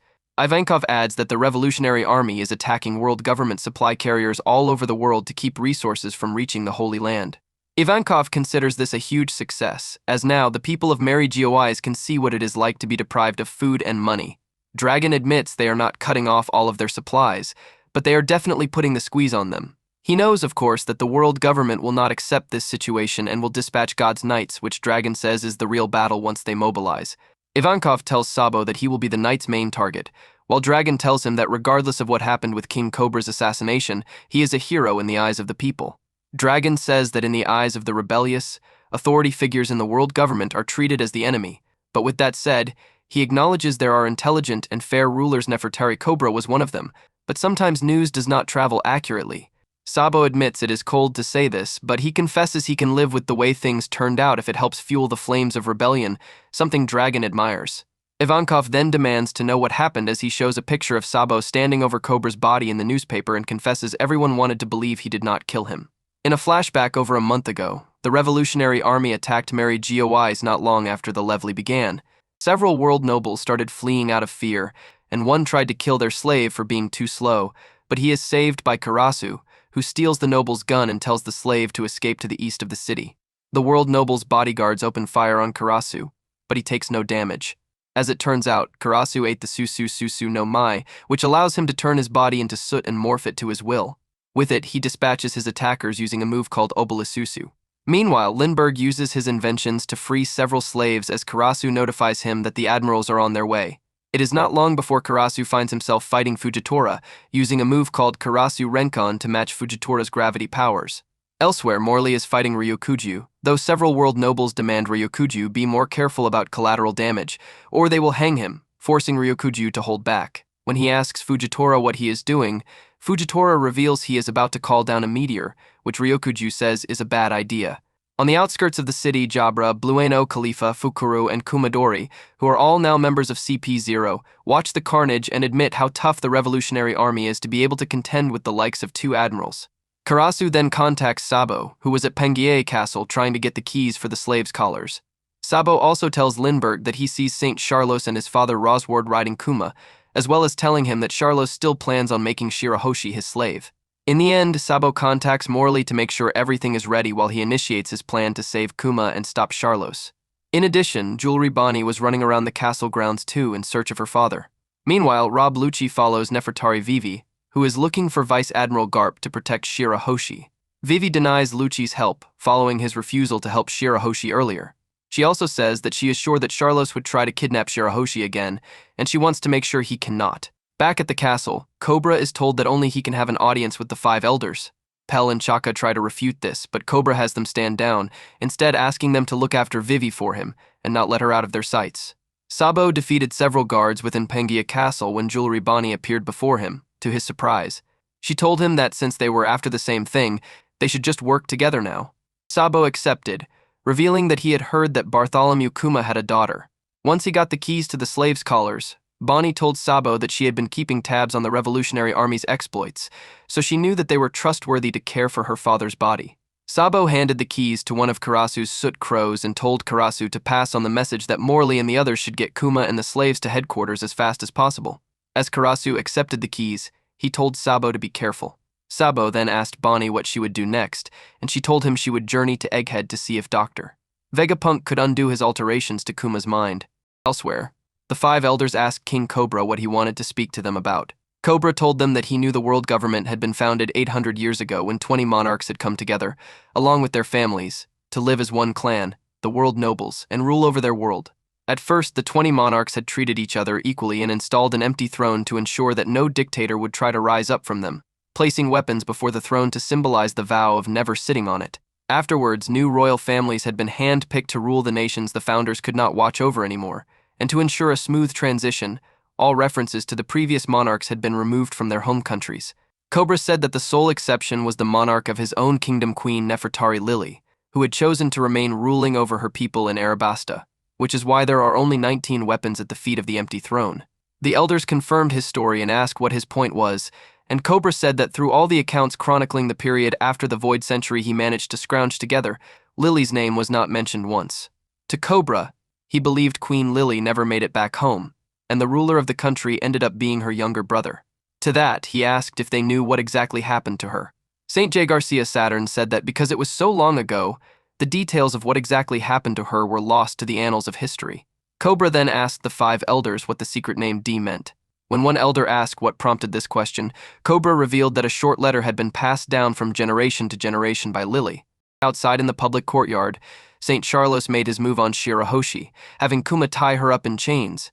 Charlos started dancing over his accomplishment and gushed over the idea of riding her everywhere and harming her if she defied him.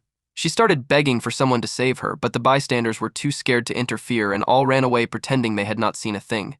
Her brother Fukaboshi rushed to save her, apologizing for looking away earlier, which had allowed Charlos to seize her. His brothers Ryuboshi and Manboshi joined him, but Charlos simply told Kuma to blast them as he proclaimed that he could buy permission to do whatever he wanted, especially against fishmen and merfolk. Rebecca and Leo saw Shirahoshi being assaulted, and Sai asked Saint Donkokote Mjosgard if he could hit Charlos, to which Mjosgard said Sai could and he would take responsibility for it. Mjosgard told Fukaboshi to restrain himself since he was of royal blood, but for Leo and Sai, since the two were pirates, Mjosgard thought it was easier for them to escape since they were bound to no country. Charlos tried to blast Mjosgard for hitting him earlier, but Leo and Sai attacked Charlos simultaneously and practically flattened him with their attacks. All the nearby people started panicking over the possibility that Charlos was dead and that the admirals would be summoned. As Kuma was about to fire another blast at Sai and Leo, Morley suddenly appeared from the ground and subdued Kuma, begging that they go home together. Karasu arrived with the keys, and Morley said they should all head down now. Meanwhile, in the throne room, Aimu appeared before the 5 elders who were surprised because Cobra was still present and sat down on the empty throne, horrifying Cobra as Emu said Lily's name. Aimu says to a speechless Cobra that they have 2 things they wish to say to Cobra and only 1 thing to ask of him. Hearing Aimu's name, Cobra comments how similar it is to one of the first 20. Aimu, however, refuses to confirm his suspicions. Aimu tells Cobra that D is the name of their opposers, but none of the people in the world that bear it know of its importance nowadays. Aimu says that this recent development's roots goes way back then, which they say is because of a mistake Nefertari Lily made 800 years ago, on par with the scholars of Ohara investigating the Void Century. Aimu says that it was all Lily's fault the poneglyphs were unleashed onto the world, and why pirates used them to search for treasure. Because Aimu considers the release of the poneglyphs the worst possible outcome for the first 20, they wonder if it was all part of some larger plan. As the 5 elders ready their weapons, Aimu tells him that the truth exists in the letter Lily left, and they tell Cobra to address Lily by her full name as written on said letter. Realizing he will not leave the room alive, Cobra announces that Lily's name is Nefertari D. Lily. In an instant, Aimu stabs Cobra with what seems to be an arrow-shaped tail. Just then, Sabo appears, having been eavesdropping on the conversation, and attacks the 5 elders with Heiken and follows up with Otabisha, but his attack is blocked by the Aimu, having all transformed into large creatures. Sabo laments his inability to destroy all of them as a picture of him is taken standing above Cobra, which would be published in the papers. Cobra calls Sabo Luffy's brother and asks why he saved him, and Sabo replies that the Revolutionary Army's conflict is with the corrupt world nobles. When Sabo asks how Cobra knows Luffy, he informs him that he helped him in the past. Aimu and the 5 elders try to attack, so Sabo starts fleeing with Cobra, but he tells him to leave him behind.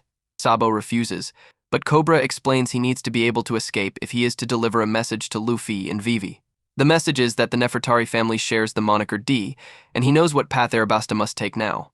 A shocked Sabo thinks back to his childhood, and when he learned that both Luffy and Ace had D in their names. He gets pulled out of his thoughts when Aimu attacks Cobra again and Sabo, injuring both and forcing the latter to drop the former.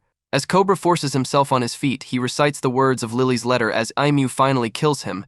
Much to Sabo's horror, Cobra's last wish was for Sabo to relay what he saw and live on. Sabo eventually escapes, but the 5 elders' attention is turned to another eavesdropper, which turns out to be Wapol. Though he hated Cobra, he was absolutely horrified that he was murdered by what he considers the world government's biggest skeleton in the closet. Racked with fear, Wapol books it for his life.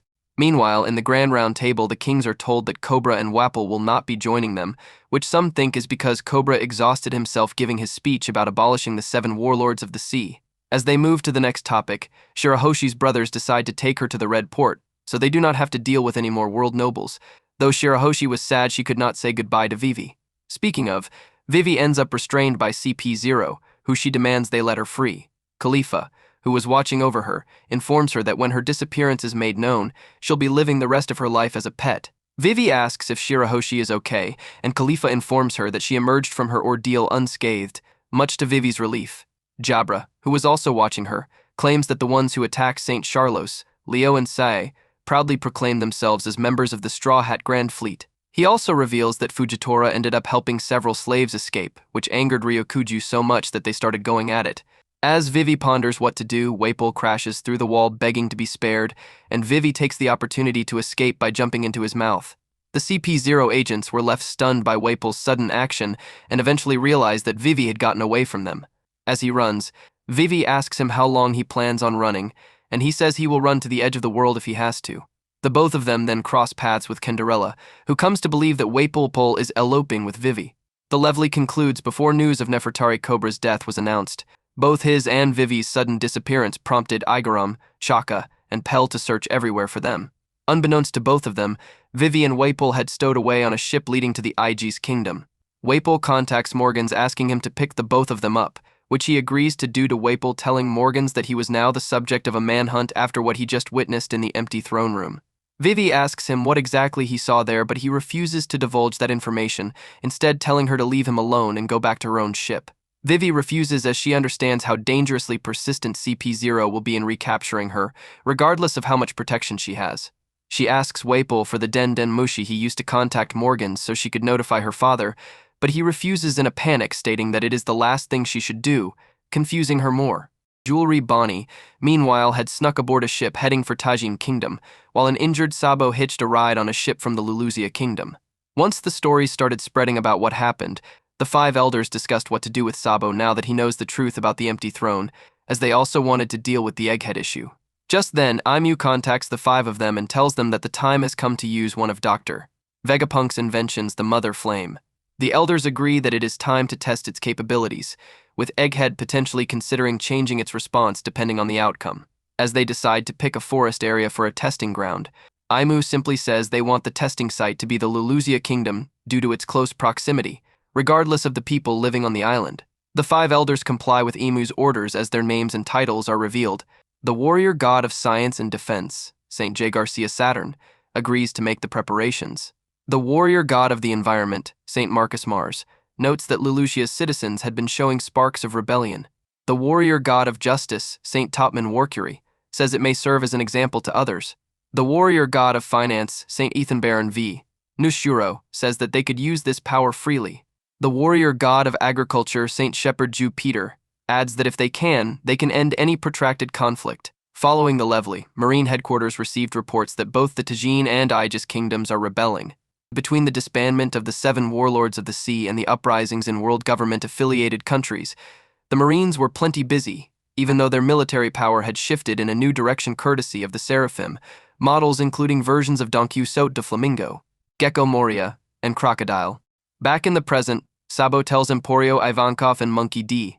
Dragon that the second he arrived in Luluzia, King Seki and Princess Komain were immediately arrested by the people. He himself was welcomed by the people, and realized it was because the people believed the story that he had assassinated Cobra. He did want to tell them the truth, but when he saw how the lie fanned the flames of rebellion in the people, he could not bring himself to do it. Because of Belo Betty and the other Revolutionary Army commanders, several of the inspired people chose to join him. He knew he could not get his hands on an encryption Den Mushi, so he rerouted his call through the island as he was setting sail, confident the world government would be fooled into thinking he was still on the island when in reality he was just within range of the island, having set out to sea.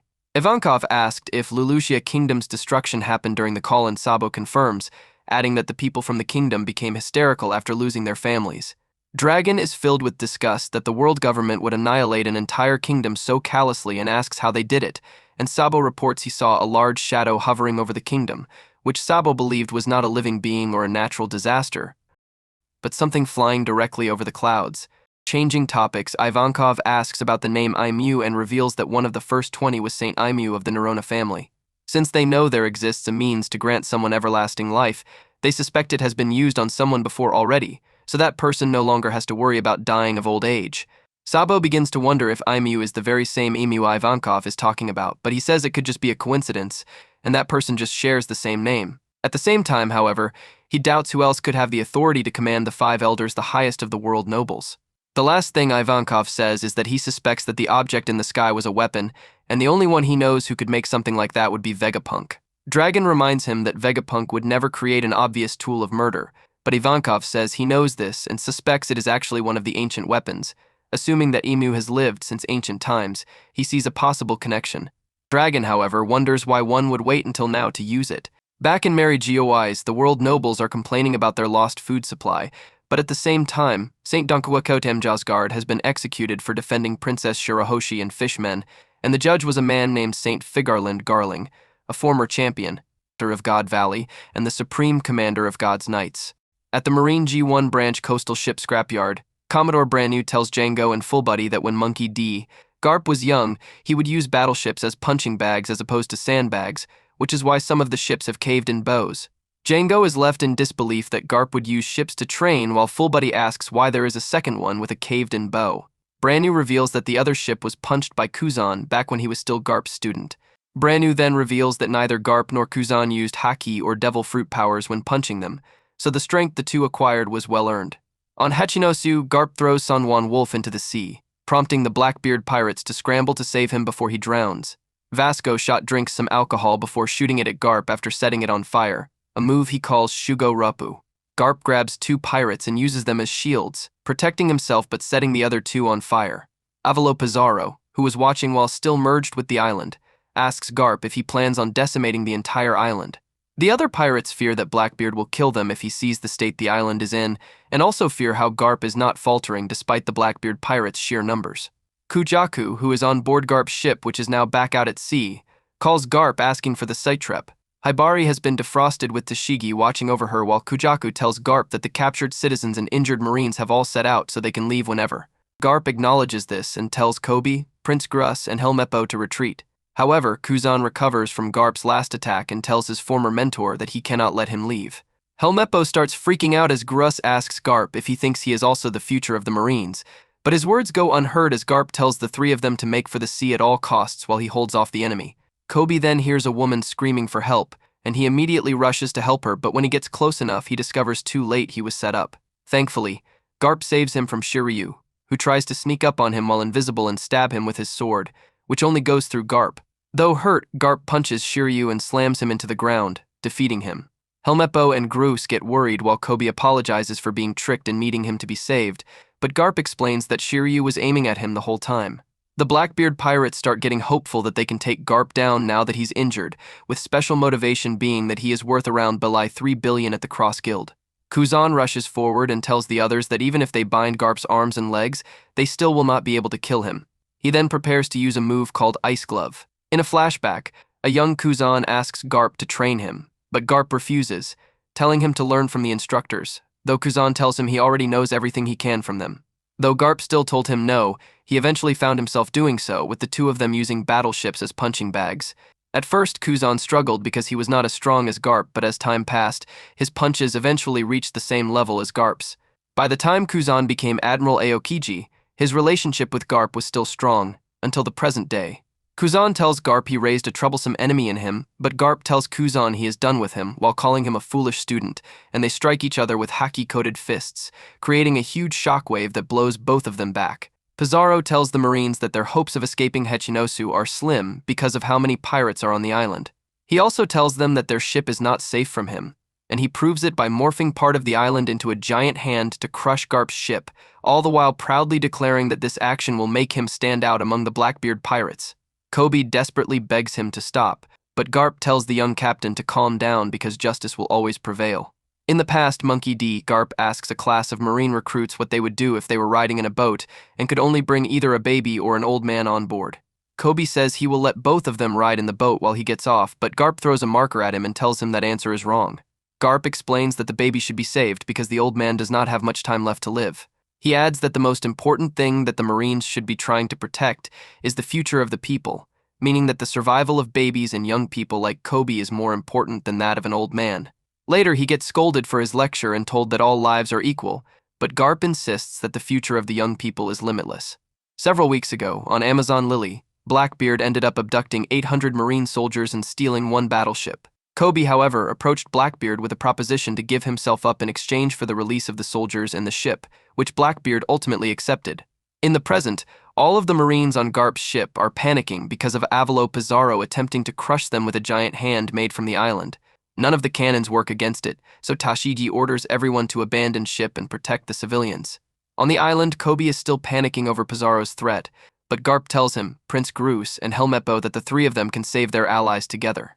Garp explains that he will provide an opening, Kobe will destroy Pizarro's hand, Gruss will protect the ship from the debris of the resulting destruction, and Helmeppo must make sure no one interferes with Kobe or Gruss. Just as Kobe is about to tell him that they cannot do something like this, Garp stops him and tells him that they need to be able to make decisions like this in a snap. Immediately, all three of them take off with the other pirates chasing after them. Russ asks if Kobe has any weapons with which to stop Pizarro, to which Kobe answers that he does not and will have to make do. Helmeppo uses himself as a shield to keep Kobe and Groose from getting hit by one of the pirates' cannon fire while Garp stands back up. Kuzan asks him where he plans on going with injuries like that, but Garp merely calls them scratches as he charges at his former pupil, knocking him down and swiftly making his way all the way to the large skull rock Pizarro was looking through. Pizarro tries to intimidate Garp into standing down, but he fails, as Garp uses a powerful attack called Galaxy Divide to split the rock formation down the middle, while also simultaneously damaging Pizarro's main body. With Pizarro's arm now raised, Kobe is granted the opening he was promised and jumps into the air. Meanwhile, Garp reminisces on a conversation he had with Helmeppo about how Kobe has been improving but always has bandages wrapped around his hands. Helmeppo explains he was asked by Kobe to keep quiet, but he ultimately reveals to Garp that he had been training intensely in private so he can be one of the best Marines there is. He even went as far as to use Garp's battleship bags to hone his strength, punching them to the point that his fists bled. In the present, Kobe comes face to face with Pizarro's hand as all of his friends beg him to escape with them, but in a shocking turn of events, Kobe unleashes Honesty Impact, a punch that splits Pizarro's entire hand in half. While Pizarro recoils from the pain, everyone else is left astonished by Kobe's incredible feat. Helmeppo catches him while Gruus uses Gunyo no Su to create a clay spiderweb to catch the debris. The three of them get on board the ship and the Marines celebrate just as Garp calls them to report that the mission was a success. When Tashigi asks him to come back quickly, Garp instructs everyone to leave the island, assuring them that he can save himself and that their safety is the top priority. He also tells them that this event will become known as a threat to all pirates, as he calls them the future of the Marines. Kobe immediately wants to go back for him, but Gruus refuses to disobey Garp's order. Having been impaled by Kuzan with a sword of ice that is also freezing him, Garp lies on the ground but simply laughs as the other Blackbeard pirates surround him. The narration then reveals that in tomorrow's newspaper, the major headlines included Kobe's rescue, Garp's disappearance, and Monkey D. Luffy barricading himself on Egghead, which is being approached by the fleet of marine warships. The people of Dawn Island are discussing the news of Luffy and Garp's recent exploits. In the article about Garp, they notice he has not been officially labeled as dead following his disappearance on Hachinosu. Whoop Slap assures them that Garp will be fine due to his status as a legend, which Makino agrees with. Whoop Slap hears someone laughing and yells at the source, only to apologize once he realizes it is Makino's child. Makino notices that her baby has become familiar with Luffy's face from all the newspaper photos. Elsewhere on MT, Kolubo Dan reacts tearfully to the news, while Dogra and Magra begin to feel the ground rumbling. An earthquake of unprecedented scale is then seen taking place around the entire world, with its ramifications being felt throughout various locations, examples including Logi Town, Kano Country, Rakesh, the Twin Cape, Water 7, Wano Country, Impel Down, and Mary Geoise, and by the inhabitants of those locations such as Laboon, Iceberg, Momonosuke Aimu, and many others. The significance of this event would go unnoticed due to no one being able to pinpoint its epicenter, the destruction of Luluzia Kingdom, that took place 6 days ago. A ship sent to investigate the incident arrives at the site of Luluzia's destruction, where they find a massive, gaping hole in the ocean, one that resembles a circular waterfall and leaves no trace of the kingdom. The earthquake caused the worldwide sea level to rise by roughly 1 meter, resulting in many islands becoming partially or fully flooded. Whoop Slap watches the turbulent waves from Fuchsia Village, confused as to what is happening. Meanwhile, the fleet of Marines receives news of the rising water levels as they close in on Egghead. The fleet is said to far outclass that of a Buster Call, and is made up of over 100 ships, including 20 warships and 30,000 Marines in total. The operation is being led by 9 Vice Admirals and Admiral Kizaru, the latter of whom is eating aboard one of the ships while communicating with Sentomaru via Den Mushi. Sentomaru berates Kizaru for having just destroyed one of the Sea Beast weapons despite the fact that it had attacked first. Kizaru asks Sentomaru if he can surrender and return to them, but Sentomaru warns him that he will retaliate if Kizaru keeps attacking. He tells Kizaru that Vegapunk modeled the Pacifista's lasers after the research he did on Kizaru's powers, and expresses disbelief at the fact that they are now coming to eliminate him. Kizaru replies that studying the Void Century is a crime even he cannot defend, and that he is simply following orders. Despite this, he admits that a battle would not be in their best interests since any destruction would lead to losses for the world government. Kizaru makes the assumption that CP0 failed in their mission, which Sentomaru confirms was a result of the Straw Hat Pirates' interference. Inside one of the warships, Saturn, who is accompanied by Vice Admiral Doberman and several other guards, asks that no one be made aware of his presence as he reads the title of the newspaper article. Doberman informs him it was the work of Morgans, prompting Saturn to ask for the truth. Doberman explains that they have yet to receive word that CP0 has completed their mission, but based on Sentomaru continuing to defend the island, they can assume that Vegapunk, his satellites, the Seraphim, the Straw Hats who are allegedly allied with Vegapunk, and the trio of CP0 agents are all in the Laba phase, and that the other Cypher Pole agents were seemingly imprisoned in the Faberio phase by Sentomaru and his Mark I Pacifista units. Due to the Frontier Dome being fully active, they are certain that nobody can enter or leave the Laba phase, but they also have no way of knowing what has happened inside during the last day. Saturn asks about the location of the island's research staff and technicians, to which Doberman answers that they evacuated yesterday but are having their ship's coordinates tracked. Not wanting them to escape in the event that they know too much, Saturn orders the ships to be sunk. Doberman also informs Saturn of Jewelry Bonnie's presence on the island, although Saturn, despite knowing her as Kuma's daughter, dismisses any further importance she may hold and says they can leave her. Kizaru is then informed of a signal that was picked up from Egghead. The call is also being wiretapped and Mary GOIs by the other members of the Five Elders. York introduces herself as the caller and demands to know why they are trying to kill her along with the others, as she was the one who informed them about the Stella Vegapunk's betrayal. Mars tells her she is no different from the real Vegapunk, which York counters by stating she would not have revealed her interest in the Void Century to them if she actually cared about it. When asked by Nushiro about CP0 and the Straw Hat's status, York claims that since she is the only one contacting them following the previous night and has the Seraphim with her, she is fine. York then asks about the fleet surrounding the island and if it is meant to be a declaration of war, but Jupiter reveals they have changed their minds and would like her to recreate the Mother Flame. Although she does not know who exactly desires the weapon, York confirms it can be done via the island's power plant on the condition that they do not harm her or the laboratory, which Mars agrees to, along with her request to become a world noble. Having struck a deal, York then bursts into tears and begs to be saved from being killed by Luffy, much to the shock of Kizaru and the elders. She is seen chained to the ground and surrounded by the Straw Hats as well as Bonnie, Vegapunk, and Lucci, with Zoro's sword held over her neck while Usopp, who is no longer petrified, arranges the call.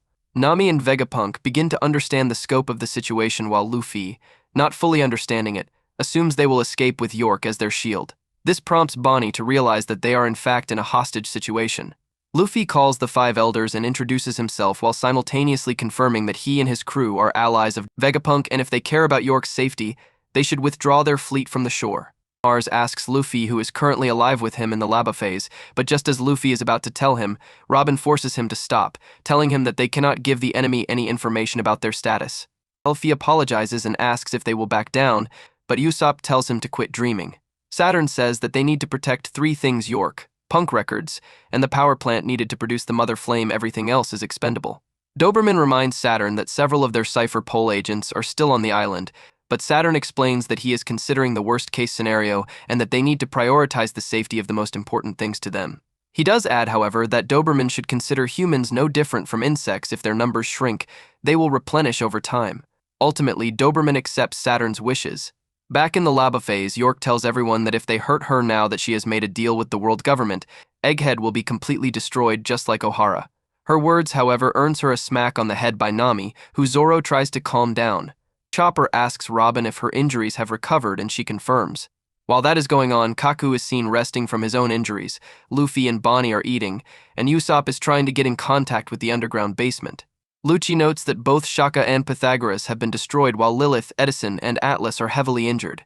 Kaku asks him what he is doing and Lucci simply says he's talking to himself. Usopp succeeds in getting the communications operating, and he asks the now free Cypher Pole agents if they are all right. It turns out they provided the agents with food, which most of them were deeply grateful for. They ask to be freed, but Usopp says they cannot do that, to which they ask to be moved away from the Seraphim instead. It turns out that the four Seraphim have been contained in bubbles made from the same material as the bubble shields used by the Pacifista Mark III, as they have the same properties as Sea Stone. Snake tells the agents that neither of them were ordered to kill them, so they do not need to be scared of them, much to their relief. Frankie then thanks Snake for freeing him, Lilith, and Usopp, while Dr. Vegapunk wonders why she did so since he never programmed her to act like that. It is revealed that Luffy crossed paths with Snake and mistook her for Hancock, after which he asked her to free his friends, which she did because somehow she inherited the real Hancock's love for Luffy, which Dr. Vegapunk makes a note of. Luffy thanks Snake once again, which she misinterprets as a confession of love, much like how the real Hancock would, while while Atlas tells Dr. Vegapunk that she still cannot open the Frontier Dome, which means they are still trapped. York smugly tells them that she locked everything with a password that she has shared with none of them. Stussy tells Dr. Vegapunk that they are surrounded as he talks to Nami, telling her that they should head in one of the directions her log pose recorded in Wano. Nami notices that one of the needles is pointing northeast of Egghead, and Dr. Vegapunk says that that leads to Elbaf, much to the joy of Luffy and Usopp. Vegapunk says that the crew is fortunate that their ship is on the lava phase stratum, but since the entire coast is blocked by marine ships, they will not be able to leave this way. Instead, he says they need to head northeast to the other side of the island, which does not have that many ships blocking it. He says that Vegaforce 01 can potentially carry them and their ship past the blockade, but it can only fly within the airfield of Egghead, after which it will fall down. Thankfully, Frankie tells him that they can use the Thousand Sunny's coup de burst ability to carry them the rest of the way, which intrigues Vegapunk. Atlas admits the plan is sound but reminds them that the Frontier Dome will not let them leave, York once again saying they will never get the password out of her. Unfortunately for her, Vegapunk, Atlas, and Edison get to work trying to crack the code. As for Lilith, Vegapunk tasks her with commanding the Vegaforce 01, and she starts heading for the mech with Luffy, Bonnie, and Frankie joining her. Lilith starts gushing over leaving the island for the first time in her life, while Luffy says he will miss the food on this island. Bonnie shares the sentiment, and they should bring some, but Luffy tells her that Sanji can just cook for them, much to her joy. Luffy then asks Bonnie why she is in such a good mood now, and she says she feels better that she no longer wants to kill Vegapunk. With the fleet, Saturn is notified about the situation by Lucci, who was somehow able to contact him. Saturn asks Kizaru if he can just slip by the Frontier Dome with his powers, but Kizaru tells him that Sentomaru is guarding it. Saturn tells him to ignore him, but Kizaru says that would go against his own ideals. He adds that if they begin their assault, Sentomaru will likely order the Sea Beast weapons and Pacifista to attack. Saturn asks about the power plant, and Kizaru admits that Lucci was able to relay that information to them. With that, the ships get into battle formation, with the Rokushiki users being put on standby as the assault will begin soon and the bombardment unit being told to aim for the Sea Beast weapons instead of the Pacifista. Luffy's group reaches the Thousand Sunny and Vegaforce 01 just as Kizaru uses Yada no Kagami to reach the island. Sentomaru intercepts him as Luffy senses Kizaru's strength and says that someone strong is coming. The siege begins as several Marines open fire on the Pacifista, but several ships are overturned and destroyed by the Sea Beast weapons, prompting the Vice Admirals to take action. Vegapunk is confused that they would attack with Sentomaru on standby, leading the Straw Hats to realize that Kizaru was sent to take him out. Vegapunk apologizes to Sentomaru for having him face someone so strong and says he would understand if he wants to flee. Speaking of, Kizaru kicks Sentomaru far away and uses Yasakani no Magatama to fire several light beams, all the while telling him that he should just surrender. Sentomaru runs from his attack as he declares that he gave his word to the Straw Hats to fend him off. He grabs his axe and jumps into the air as Kizaru asks when he became friends with pirates, and Sentomaru responds that he will side with anyone who offers to help Dr. Vegapunk escapes safely. As the two fight, a flashback reveals that Dr. Vegapunk and Borsalino met Sentomaru after he had beaten up some bears that the two were tasked with dealing with. Borsalino figured that Sentomaru was kicked out of the local village as Sentomaru says that he just needs a job that pays well and will allow him to buy as much onigiri as he would like, so Dr. Vegapunk asks Sentomaru to be his bodyguard, which he accepts with glee. In the present, Kizaru comments on how cute Sentomaru was back then and how he taught him as much as he could to fight, just as Sentomaru hits him with a Shigara palm. Kizaru endures and blasts Sentomaru to the ground, defeating him. After that, Kizaru takes Sentomaru's command ship and orders the Pacifista to turn on the Sea Beast weapons and defend the Marines, which they start doing. Saturn witnesses this and tells Kizaru to keep him updated on all casualties. On the lava phase, everyone witnesses Sentomaru's defeat. Vegapunk, Edison, and Atlas continue to work to take down the Frontier Dome. Vegapunk also reveals to the Straw Hats that since Kizaru is made of light, he can easily slip past the laser barrier, which he ultimately does. His presence sets off the emergency siren, which alerts Luffy's group as they continue to make way to the back of the island. The Straw Hats try to warn Luffy to speed up, but Rob Lucci makes his move and tries to kill Vegapunk, only for Stussy to use herself as a shield, taking the blow. As Stussy collapses to the ground, Sanji grabs a bubble gun and seals Kaku inside as Lucci's next attack gets blocked by Zoro, who calls him a coward for waiting for backup. Lucci ignores him and tells everyone that now that he and Kizaru are working together, they won't be leaving the island alive. Zoro simply pushes Lucci out and reminds him not to underestimate them. Kizaru finds the Vegaforce 01, but is greeted by Luffy, who immediately kicks him as Kizaru blocks. Luffy confidently states that he and his crew are 100 times stronger than they were 2 years ago on Sabaody, so this will not be like last time. Bartholomew Kuma has reached Mary Geoise and has unleashed an Ursus shock attack which has devastated several buildings. Sakazuki confronts Kuma as several world nobles appear complaining about the lack of food and demanding that he execute Kuma for injuring all of them in his rampage. Sakazuki tells Kuma that if the world government cannot control him anymore, then they can't let him live. However, what he personally does not understand is his motivations since he has lost his sense of self. As he says that, he attacks Kuma with Migo, destroying a portion of his face. Kuma starts running, but Sakazuki fires a blast of magma that destroys one of his legs, but he still manages to teleport away. After he flees, Sakazuki thinks back to when they captured Bonnie 2 years ago, and he told her that Kuma had willingly offered himself to become a weapon, which Bonnie refused to believe at the time. As the world nobles yell at Sakazuki for letting Kuma escape, he continues to wonder where Kuma is going. On Egghead, the sea beast weapons are destroyed by the pacifista, allowing the Marines to land. Luffy has transformed into Gear 4 Snakeman and is barraging Kizaru with his punches, which Kizaru blocks, but even he admits that Luffy has become a formidable opponent since defeating Kaido. Kizaru asks Luffy why he is protecting Dr. Vegapunk, but Luffy retorts by asking why he wants to kill him anyway. Kizaru warps far away from Luffy and admits he does not personally want to kill him because he has known him for a long time, but does not have a choice. With blinding speed, Kizaru kicks Luffy so hard he flies into Vega Force 01, completely destroying it and sending him into the Frontier Dome's barrier. The Thousand Sunny falls out of the destroyed robot's hands as Frankie, Bonnie, and Lilith run away from the exploding robot.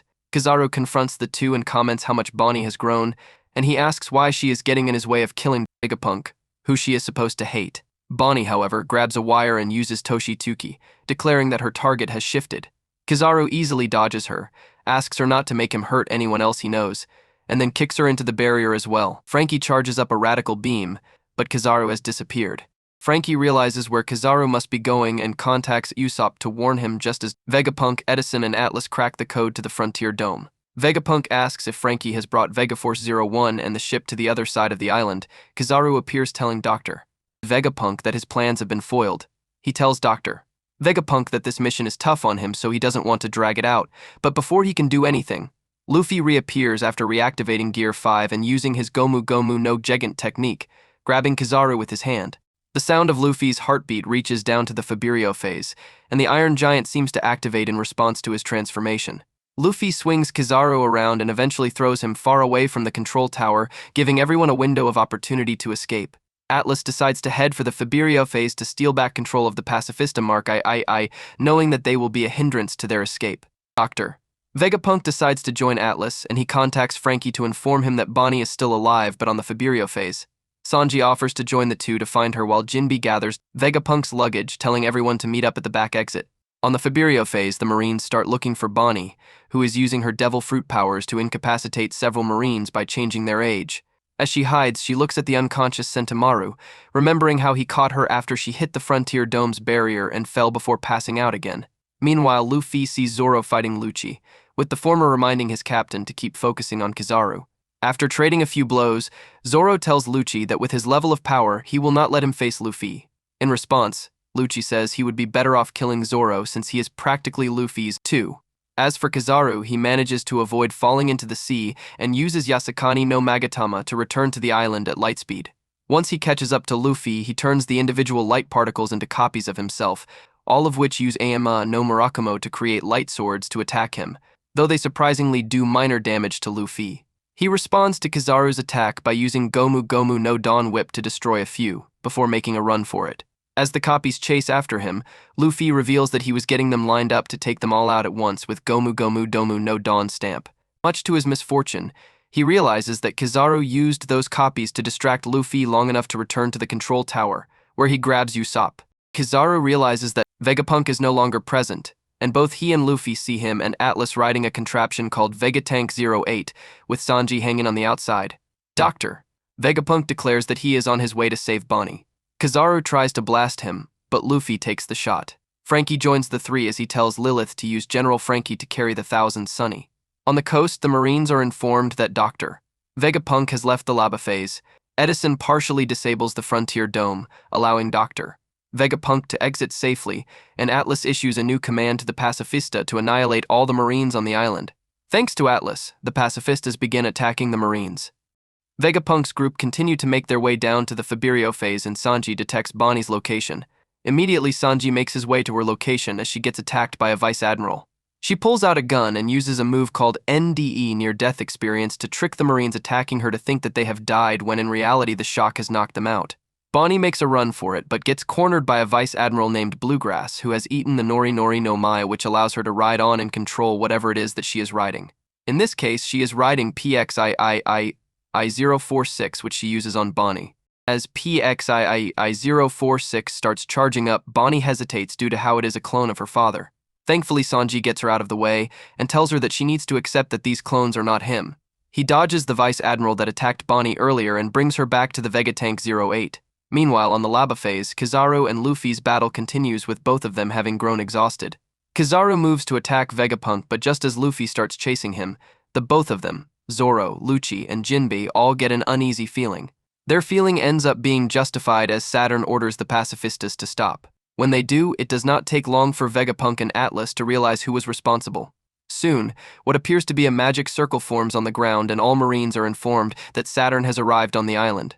All lower-ranking officers, commodores and below, are ordered to not look directly at him as he appears from the circle, having transformed into a large demonic spider hybrid.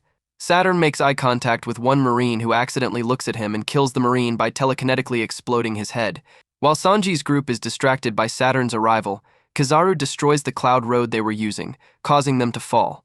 Luffy finally catches up to Kizaru and hits him in the side of his head using a move called Gomu Gomu no Star Gun, which even Kizaru realizes has hurt him badly. Unfortunately for Luffy, he has reached his limit with his form, and he changes back to normal and falls to the ground in a nearly unconscious state. The Vegatank 08 also hits the ground and breaks, but thankfully everyone within is okay. As they pick themselves up, Saturn appears before them. Doctor. Vegapunk recognizes Saturn, who tells Vegapunk that he should have been dead already. Bonnie becomes filled with rage as thoughts about her father run through her head, and she grabs a nearby katana and stabs Saturn in the chest as tears flow from her eyes. Low-ranking Marines are told to maintain distance from the center while Vice and Rear Admirals stay behind, the reason being that lower-ranked soldiers are not worthy of being in Saturn's presence. Some Marines react to his arrival with shock and confusion, while others prepare to open fire on Bonnie for stabbing Saturn. Saturn, however, orders everyone to stand down, claiming that if he did not want to get stabbed, he would have dodged. He forces Bonnie off him by emitting something from his eyes, and he grabs her, also taking out the sword. Sanji tries to help her, but he gets hurt by the same attack and falls to the ground. The wound Saturn suffers then heals instantly to Frankie's shock. Some Marines try to take advantage of the situation and capture Vegapunk, but Saturn orders them to stop, stating they have nowhere to run. He then insults Kizaru for taking so long to complete his job, and Kizaru weakly apologizes, saying that he will not be able to move for a while. Saturn understands why that is and walks over to Luffy, who he immediately tries to stab with one of his legs. Frankie, thankfully, pushes Luffy out of the way with strong right and then grabs him, bringing him back to his side. Saturn acknowledges the strength of the Straw Hat Pirates while Frankie laughs that it was interesting even the world's leaders want Luffy dead. Saturn says that Luffy's and Bonnie's presence on Egghead was unexpected, but they are surrounded and the island is on the brink of destruction, though he would like to see them attempt to escape. He tells Vegapunk that he is disappointed by his betrayal but thanks him for his contributions. He then says that he wants everyone present to die in the most painful manner possible for defying the world government, and asks why when humans are told not to do something they do it anyway. All the while, he tightens his grip on Bonnie, causing her pain, but no one can help her because he is keeping everyone down, which Vegapunk suspects is because of his devil fruit power. Bonnie looks at Saturn and tells him that he killed her father, but Saturn reveals that Kuma was born a slave and a member of the Buccaneers, which, according to him, had committed a grave crime, and have now all gone extinct with Kuma the sole survivor. He then holds Bonnie up in the air and orders the Marines to aim for her head while Sanji and Vegapunk demand him to stop. In Bonnie's mind, she remembers Kuma telling her that long ago, Kuma wanted to become a hero who would save people from suffering like Nika. Bonnie asks if Nika would set her free too, and Kuma confidently says he will. A flashback starts taking place 47 years ago. In Sorbet Kingdom, Bartholomew Kuma was born to a buccaneer man named Clap and a human woman. Despite Clap's wishes, his blood information was leaked to the world government, which caused them all to be captured and enslaved by the world nobles. Kuma was worked to the bone and beaten by his master, and one day his father told him that his mother had died. Kuma had a complete breakdown, but his father told him that the warrior of liberation, Nika, would one day save him, so he must endure. He started dancing and singing in the rhythm of Nika's heartbeat to cheer him up, but was then shot and killed for being too loud. Several years later in West Blue, the world nobles organized the triennial tournament during which they would eradicate an entire population of an island. The site of that year's tournament was God Valley, which was unaffiliated with the world government and despised by the world nobles for its name. Their goal was to kill all the people on the island and some of their troublesome slaves, and then claim the island and its rich resources in the name of the world government. The king tried to stop them, but he was killed by Figarland Garling, who suffered a massive deduction, yet he felt it would give the other contestants a good handicap. Saturn was present during the event and was informed that Kuma had been recaptured after attempting to escape. The ones who had done so, however, were other slaves who told him that if he ran away, the rest of them would die too. They were stopped by the arrival of a young Emporio Ivankov and his sister Ginny. He spotted Kuma and said that he had heard that the buccaneers share the blood of the giants. Ivankov proudly proclaimed that he would live on and asked if Kuma would do the same. The world nobles explained the rules of the native hunting competition. Among the rabbits were 13 super rare rabbits worth 10,000 points each and 150 rare rabbits. Any one-shot kill would earn an excellent bonus, and luxurious prizes were offered for the champion of the competition. Some world nobles tried to get a head start, but they were stopped and informed that the hunt would begin in an hour, giving the people time to run and hide. Several of them were running desperately for their lives and begging it all to be a dream, while others claimed that it was not right for humans to treat other humans as their toys. Meanwhile, Kong contacted Monkey D, Garp, who was on vacation. Kong wanted Garp to go to Hachinosu, but he would not say why because if something happened, he would be in trouble. Garp surmised that Kong was talking about the world nobles' field trip, and reminded Kong that he had told him many times not to mess with Hachinosu and not to underestimate the Rocks pirates wanting to take back the island's treasure. Garp then asked what Kong had to be scared of if he had escorts, but when Kong mentioned Roger was involved, Garp immediately declared that he was going. However, the Rocks pirates had already left Hachinosu, on God Valley. While the competition was underway, Ivankov started rallying several people by telling them that none of them would escape from this game alive, and when it was all said and done, the events would be hidden from the history books. Some people believed that they would go free if they survived the 3 weeks of the competition, but Ivankov stated that was a lie to give them false hope in order to make the game more interesting. Therefore, if they wanted to live, they needed to move right now. With help from a shark fishman, Ivankov was freed from his chains, and Ginny told everyone that 2 of competition's prizes would be their means of escape: the Uoo no Mai model Suryu and the Nikyu no Mai. Ivankov said that with these 2 devil fruits, they could make it off the island and pass the marine blockade, but the problem was that the fruits were in the center of the island. However, Ginny revealed that she was skilled in thieving, wiretapping, and broadcasting, and all of this information had been leaked to the outside world about 2 weeks ago, so she was positive someone had heard it. When Ginny said that they needed a decoy for this plan to work, Kuma volunteered, citing that his strong physiology would protect him, and he would rather risk his own life than others. Ivankov accepted but stated that he would not let Kuma die either. Soon, the Rocks pirates and other pirate crews started attacking the Marines, catching them off guard.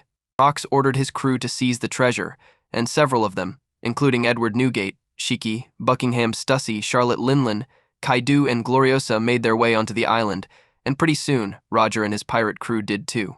The God's Knights tried to defend the world nobles, and eventually Garp and his soldiers arrived to back up the Marines, leading to an all-out conflict. During the fight, Ivankov and Kuma managed to acquire the 2 devil fruits. However, before Ivankov could eat the Uoo no Mai, model Siryu, Linlin slammed him into a wall and took the fruit. She tried to take the Nikyu no Mai as well, but Ivankov told Kuma to quickly eat it and save himself.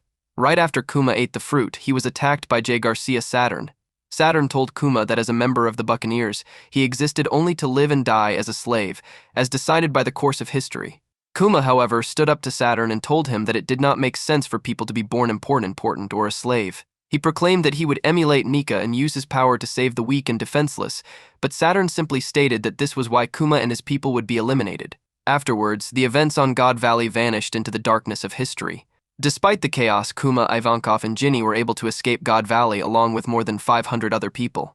The 3 went into hiding in Sorbet Kingdom and stayed in the church that Kuma's parents once managed. Ivankov realized that no information about God Valley had been revealed to the public aside from Garp's now legendary reputation. Kuma started praying for a while as he stated that he wished he could have saved more lives, but Ivankov and Ginny would tell him that he had done more than enough and that Kuma's hands had brought freedom to the people, calling them the hands of liberation. After that, Ivankov decided to head out on his own while Kuma and Ginny remained in Sorbet, with the 3 hoping to see each other again. Ginny told Kuma that from that day forward, she would be his big sister since she was older than him. The 2 began chopping wood to sell and make money. When Kuma was accosted by some kids who called him a monster for his size, Ginny beat them up in his defense, and Kuma apologized and used his powers to push their pain out of their bodies, much to their joy. That night the two were eating dinner, with Kuma remarking on how much of a big eater Ginny turned out to be. The two then broke down into tears of joy over their freedom and newfound happiness. 8 years pass following the God Valley incident, and Kuma, now 17 years old, had continued to live peacefully in Sorbet Kingdom and been using his powers to push people's pain out of their bodies, which had earned him much respect from the old folk. They asked if he could do this for them on weekdays, but Ginny, now 21, strictly stated that he could only do this for them on Sundays. She was also annoyed that these people treated the church like a camp or a hospital and did not even pay for his services. The old folk, however, laughed at her stinginess and mused that her foul mouth had not stopped many men from professing their love for her, as she was quite the beauty. Some other people dropped by asking for Kuma, saying that his face calmed them. Kuma was touched by this, though Ginny retorted that he pampered these people way too much. One of the old folk stated that they would pay if they could, but the heavenly tribute was making it difficult for them to make ends meet. It turned out that Sorbet Kingdom had received a new king named Bakori, and he was reputed to be a cold-blooded tyrant who sent sick people that could not pay the tribute to a terrible prison where they would eventually die of starvation because he refused to feed them. In short, the people considered him caring more for what the world nobles say than the voices of the people he was supposed to protect. Kuma told his patients that he would continue to treat them for light pain and sickness, so they could come every week, which they deeply appreciated. At night, once all the people left, Kuma took the bubble of pain and sickness he had removed from the people and took it into his own body, causing him great discomfort and deeply saddening Ginny. As Ginny treated him, she tearfully told him that no one knew that he was doing this to himself. Kuma said that he had no choice because if someone did not take in that bubble of pain, it would eventually return to the person it had come from. But it made people happy, and that was more than enough for him. He apologized to her for making her worry, and the two ate together. 5 years later, Ginny proposed to Kuma, but he rejected her, much to her annoyance as she believed she could make him happy. Kuma stated, though, that he already was, but in reality he feared that because of his buccaneer blood, she may suffer the same way he and his mother had done. He shifted topics to discuss the freedom fighters and the protests they had been starting in every kingdom, and now the world government had finally issued a warrant for them. Kuma took notice of Monkey D. Dragon and stated he viewed him as a cool person, and that someday he would set out to sea and spend his life helping others. He then went to receive some fish brought to Ginny by some other would-be suitors, much to her annoyance. 3 years later, Kuma demanded that the kingdom's soldiers return all of the people they kidnapped, but they refused, saying that the law said they could use them however they saw fit. Enraged, Kuma attacked them, causing him to be called a traitor. It turned out that King Bakori had split Sorbet Kingdom in two. The northern half of the island was the true kingdom for people who could pay the heavenly tribute, while everyone else that made too little was cut off and resided in the lawless area. As a result of Kuma's defiance, he was imprisoned, and Ginny and several others who tried to help him followed suit. Kuma knew that if this policy continued, this kingdom would discriminate against others, and Ginny said that if they fought against the king, who was under the world noble's thumb, it was the equivalent of fighting against the entire world government. However, the freedom fighters invaded Sorbet and deposed Bakori, abolishing the slave policy and freeing the kingdom from the oppressive government. Dragon and Ivankov then found Kuma locked up, and the latter invited him to join and change their world for the better. Together, Dragon, Ivankov, and Kuma would go on to reform the freedom fighters as the Revolutionary Army following the Ohara incident, turning their small bouts of protesting into a full-scale rebellion. Due to lacking funds, they became mercenaries lending their services to other rebellions against their oppressors, and Dragon offered to train anyone who decided to join up. Kuma was surprised that Dragon knew how to use weapons, and he stated he had once served the Marines but quit because he had seen no justice there. Ivankov commented that Dragon just wanted to help people, and Kuma proclaimed his loyalty to him, which Dragon accepted. 8 years later, Ginny, who also had joined the army and served as a captain, expressed happiness at meeting up with Kuma's division. Unfortunately, she was captured by an unexpected enemy, and Dragon was quickly notified of this distress. At Baltigo, a request for backup is sent to the headquarters from South Blue, as the Revolutionary Army station there is struggling with the Tumi uprising. Ivankov responds that they cannot because their hands are full dealing with the injured at Goa Kingdom. Kuma, however, says he can go, but Ivankov warns him that he is being rash, even stating that he has become more reckless since that day. It turns out that Ginny was captured by the world government and forced to become the wife of a world noble, which is why Kuma has been continuously enraged. 2 years pass and Ginny ends up contacting the army. But to their horror, she reports that she got sick, which is why they threw her out of the Holy Land. The reason for her calling was to inform them of this and that it would be her goodbye to them. Kuma begs her to tell him her location so he can go to her, but she tells him that she is dying and he should not see it. Kuma still insists, and he immediately heads for the one place he knew she would be, the chapel in Sorbet Kingdom. When he arrives, though, he is too late. She has passed away. The people told him when her skin was exposed to sunlight, her entire body turned blue and hardened like stone, but the only reason she could have had to burn up her remaining time was to protect something, her baby daughter, Bonnie. Kuma buries Ginny and promises to her that he will raise her child well. Kuma did his best to raise the small Bonnie, who inherited her mother's appetite, and she quickly came to see him as her father. He of course still fought with the Revolutionary Army, but he would always make time to care for her. One day, he boards up all of the church's windows, and it is because Bonnie somehow inherited the same disease that killed Ginny. Kuma brought her to many doctors, but they could not treat her because of how peculiar the disease is. Ultimately, Kuma chooses to quit the army so he can take care of Bonnie, which Dragon accepts, even offering to find doctors himself to help. By the time Bonnie was 5 years old, children started making fun of her for never going outside, going so far as to call her a vampire. Bonnie, however, was able to defend herself and would pound those kids. Kuma reminds her that it is dangerous for her to go outside, and Bonnie apologizes. She then says that the kids also made fun of the stone under her eye, but he tells her that it looks like a jewel to him, and those kids were just jealous, which makes Bonnie happy to hear. While they play together, Kuma asks Bonnie where she would like to go on a trip after she gets better, and she says she would like to go to the legendary Sky Island since they are so close to the sun, so they might meet Nika. Kuma agrees that they can go there for her 20th birthday, with Fishman Island being the destination of her 19th birthday. Unfortunately, Kuma meets with a doctor who informs him that the disease Bonnie has is sapphire scales and is incurable, and even if she is not exposed to sunlight, she will likely die by the age of 10, which breaks Kuma's heart. As Kuma ponders about what to do, Bonnie reveals she overheard him talking with the doctor, and he confirms that her condition will continue until she is 10 years old, but due to his phrasing, Bonnie misinterprets the meaning as that she will be cured by the time she becomes 10 years old. Unable to tell her the truth, Kuma goes along with it. 1 year later, Kuma is informed by the people that Bakori is attempting to rid the kingdom of its weak and elderly once again, and has now gone completely insane as he seeks to burn people in their homes. Kuma saves as many people as he can from Bakori's cruel actions, despite everyone else fearful for his own life.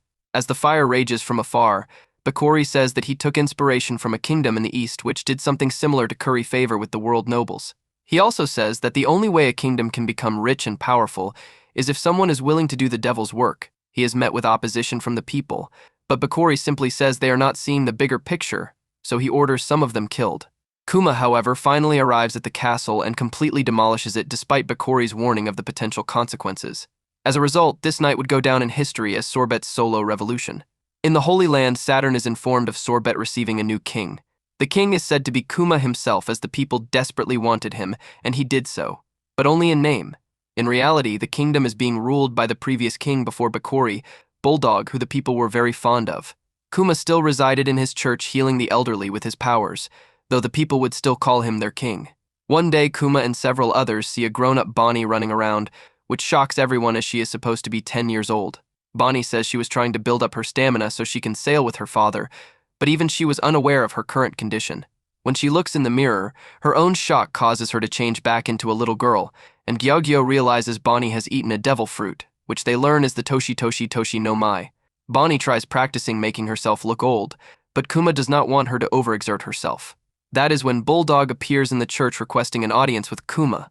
At the same time, he brought his mother, the Queen Dowager Connie, whom Gyogyo mistakenly thinks is Bonnie that successfully made herself an old woman. The reason for Bulldog meeting Kuma was to inform him that Bakori is plotting another comeback based on this demonizing propaganda going around claiming Kuma is an evil tyrant by taking the throne by force and setting fires himself. The people are outraged by Bakori's depravity, and Bulldog says that Bakori still has the backing of the world government, and with them he will most likely make a play to reclaim the throne by force. The people tell Kuma they do not want Bakori back, which he reciprocates, and he says he will fight back even though it means he will not be able to stay in the country, because the government will brand him a criminal. With that said, Kuma asks Bulldog to become Sorbet's official king and to take Bonnie in for her safety, all of which Bulldog accepts. Kuma then parts ways with Bonnie, saying he'll be back as soon as he can. Sure enough, Bakori returned with an armada of marine ships, all of which Kuma sunk. After that, he set to sea and became a pirate, with his incredible power leading him to acquire a bounty.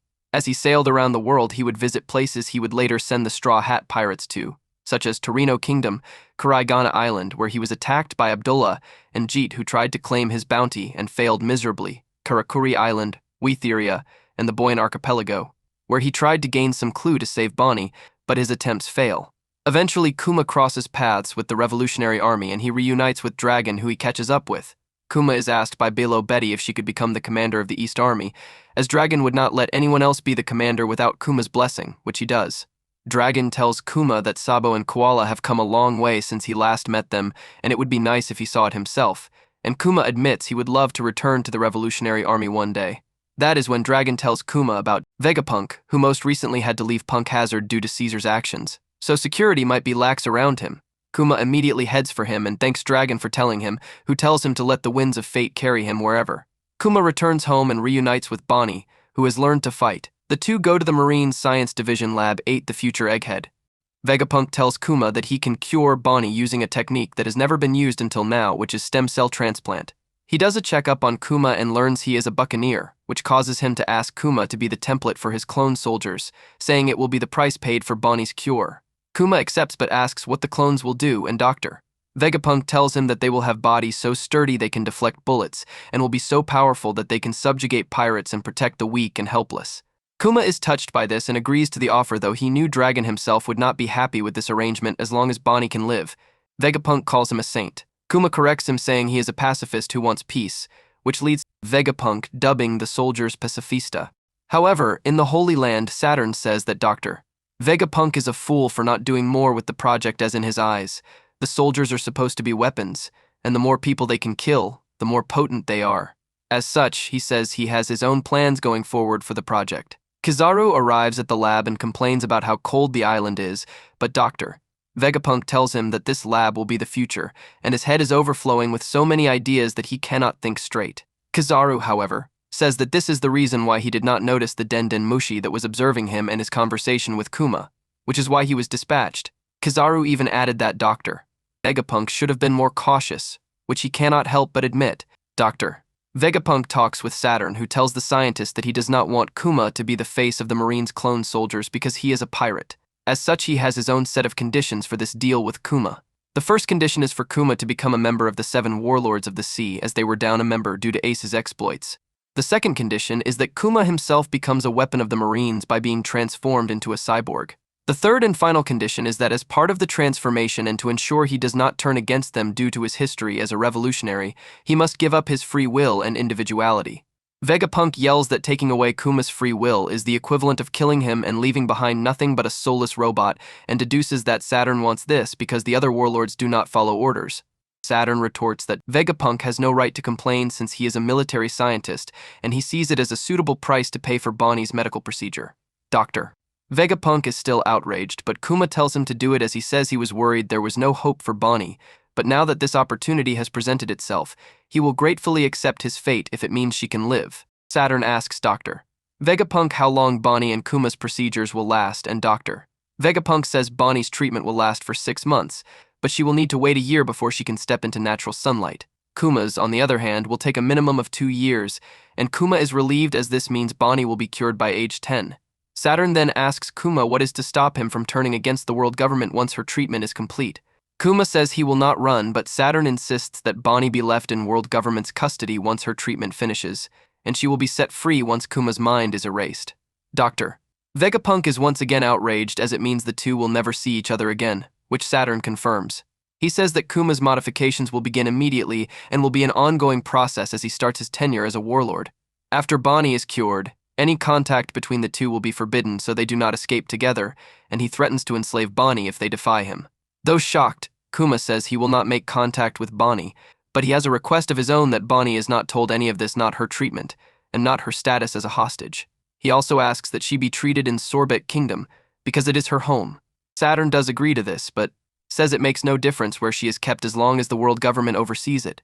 With that established, Kuma tells Bonnie that the two of them will be staying in the lab for the next 6 months, though he lies saying he is feeling ill himself and needs to be checked, but Bonnie was just happy the two could continue to be together. As time passed, Kuma and Bonnie underwent their respective procedures, all the while they would grow close to Dr. Vegapunk, Sentomaru, and even Kizaru. Once the 6 months pass, Dr. Vegapunk reveals that the treatment was a success, and after a year of rehabilitation, Bonnie will be completely cured. Kuma and Bonnie thank him, with Bonnie hoping to visit Dr. Vegapunk once she is all better, which he accepts. Returning to Sorbet, Bonnie tells everyone that she will be better in a year, which makes them extremely happy, and it also means that Bulldog and Connie will take care of her again. Kuma prepares to leave and tells Bonnie he will not see her again for at least a year, and though Bonnie was saddened by this, Kuma offers to write to her, which she accepts. Kuma also says that next they meet they can sail together, which Bonnie looks forward to, though she was completely unaware that Kuma was lying the whole time. Just then, a nurse named Alpha, who is secretly a member of CP8, comes in saying she will take it from here, creating a gate and a checkpoint for people who wish to visit. She also visually reminds Kuma what will happen if dishonors the deal he made with Saturn, but he says he will not return. Before he leaves, he thanks Bonnie for being born, and she and the others happily send him off. News of Kuma as one of the 7 warlords starts to spread after, especially since he obediently obeys every order the world government gives him. The Revolutionary Army are completely perplexed by this because they know Kuma better than anyone. In the meantime, Kuma writes to Bonnie, telling her that he is doing okay and that he is finding interesting locations for the two of them to sail together. He makes his way to East Blue and to Fuchsia Village just as he receives a new order from the world government. Kuma watches Luffy perform his Gomu Gomu no-axe attack on some rocks, completely pulverizing them and scaring the local wildlife. Kuma thinks back to his time with Dragon, and he mentioned how familiar Dragon seemed to be with the land, and when he went off to stretch his legs, he found a remote village with a young boy living there that seemed to remind him of Dragon. Dragon, however, tells Kuma if he keeps talking about this, he might as well kill him himself, confusing Kuma. Dragon says that a child is their parents' weak spot. Kuma quickly realizes what he means and drops the topic. Luffy, meanwhile, is amazed by his new move and decides to save it when he confronts a super strong enemy after he gets his crew so he can protect them. The Den Den Mushi on Kuma then starts to ring and he teleports himself away before Luffy can notice him. Luffy comments that he felt a super strong presence and searches to find and defeat it. The mission Kuma received was to destroy a pirate crew that raided a nearby merchant ship. However, he first stops to check on the merchants, choosing to safely escort them to a hospital first before going after the pirates. When he does, he instead tells the pirates to turn themselves in, and they nervously return all of the cargo they stole to avoid any more trouble. All the while, Kuma continues to write letters to Bonnie, who eagerly awaits to read them. Unfortunately, she has not received any of them. Gyogyo says he might have forgotten because of work or the news queues keep doing their jobs incorrectly. Either way, Connie says that one day a letter will pop up, unbeknownst to all of them. Alpha has been intercepting the newspaper and Kuma's letters, giving the paper to Bonnie while tearing up Kuma's letters in disgust. By this point, Kuma has been sending around 10 letters a month. Alpha comes in to give Bonnie her medicine, though she is surprised to see her on top of a clearly beaten Gyogyo. He gives her the medicine, which is actually a bad-tasting placebo, as Gyogyo asks Connie why they are silent about Bonnie's powers, and Connie says it is to be safe. Meanwhile, on Lab 08, Dr. Vegapunk has successfully removed his brain from his head, and now all he has to do is lift it and the lab itself into the air. Stussy, who was with him, comments that his new appearance suits him, and Kuma, who was also there, asks what will happen when he loses his individuality, causing Stussy to wonder which is worse, a human with no free will, or a clone that has it, thus prompting Dr. Vegapunk to remind her that he considers her human. Dr. Vegapunk tells him that without his personality, he will not hesitate to harm anyone if ordered to, even a child. However, he roughly has 1 more year until the procedure is complete, so he should still have some free will. Kuma starts writing another letter, saying he wants to let Bonnie know how much he loves her right until the very end, which Stussy finds very sweet. In the letter, Kuma wishes Bonnie a happy 9th birthday, which she celebrates with her family in Sorbet. At night, she does not receive the letter, and she starts to cry. After half a year passes, Bonnie is completely healed of sapphire scales. Also, Kuma continues to aid the Revolutionary Army whenever he can, but he leaves without saying a word. Dragon says they need to respect Kuma's wishes to keep them uninformed. As for Bonnie, Alpha continuously refuses to let her outside, stating she needs to stay put before her 10th birthday, even though that went against Vegapunk's estimate. It turns out Connie overheard Alpha reveal herself as a government agent, making her even more suspicious that she will not let Bonnie go free. Connie then comes up with a plan to sneak Bonnie out of the country and have her set sail to locate Kuma, sending Gyogyo and his buddies with her in her search. The plan involved Bonnie transforming herself to look like Connie and walk away with some luggage, with Alpha none the wiser. She basks in the outside world as she reaches her friends, who show off their new ship made to look like a pizza. Alpha, however, finds out about the deception and starts chasing after her, planning to beat Bonnie to an inch of her life and chain her up and kill any of her accomplices. Bonnie intercepts her, using her distorted future move to make her look like Mika based on the stories Kuma told her. With a giant fist, she knocks out Alpha, allowing her and her new crew to set sail. Word eventually got out to the world government that Bonnie had escaped them, and eventually Bonnie would make a name for herself as an infamous pirate in the new era. The newly formed Bonnie pirates sail to an island where they believe Kuma is. They are attacked by the Marines, who believe they are an evil bunch due to reports that towns they attacked were filled with injured children and seniors, who were actually people who had their ages altered by Bonnie's powers. Kuma, who was in fact on the island, overhears Bonnie trying to find him but knows he cannot make contact with her for her sake, though he never expected her to become a pirate. After he leaves, the Bonnie pirates continue sailing in search of him, but Bonnie says they can take their time because she wants to find Nika as well, imagining how happy Kuma would be if he found him. Meanwhile, news of Luffy's victory over the Arlong pirates started to spread and his first bounty poster started circulating. This prompted Dragon to make his way to Logatown after learning that Smoker was in charge of that area, and Ace informed Jinbe of Luffy, the latter of which was surprised to see he took down Arlong. Kuma also sees Luffy's poster and muses how both his and Dragon's kids have become pirates. As for Bonnie, she tells her crew that they will only steal from bad people and will ignore cries for help unless they really need it. Bonnie puts lipstick on declaring herself a grown-up, and an anti-eyebrow where her sapphire scale stones used to be, thinking it will make it easier for Kuma to recognize her, and she will make a name for herself in order to get his attention. On Egghead, Kuma sees the pacifista clones of himself and calls it unsettling. Vegapunk says their creation is going as smoothly as Kuma's own modifications. Kuma tells Vegapunk about Luffy, which surprises him that Dragon has a son, and Kuma says Luffy's declaration of war against the world government at Enies lobby reminds him of Nika, especially since Luffy has rubber powers. Later, Kuma goes to Thriller Bark and confronts the Straw Hats after Moria's defeat to capture Luffy, though he chooses to leave him after seeing the loyalty of his crew. After that, Kuma sails to Sabati Archipelago where he is notified about the upcoming execution of Ace in the war with Whitebeard, with Kuma saying he will be there. However, he briefly sees Bonnie eating in a restaurant and says to himself that this is the last time he will ever see her face before he loses his free will. He is then notified of someone attacking a world noble at the human auctioning house and is shocked to learn someone would dare do such a thing, especially when they were so close to Marine headquarters. When he arrives on the scene, he becomes especially surprised to see that the culprit was none other than Luffy in response to his defense of Hachi.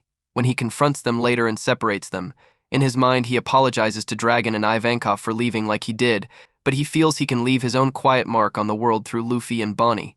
When Luffy yells that he could not save his crew, Kuma says in his mind that he is wrong. Kuma is separating them because he knows Luffy and his crew are not ready to tackle the new world yet and they need to get stronger first, eventually declaring Luffy to be the one who will someday save the world.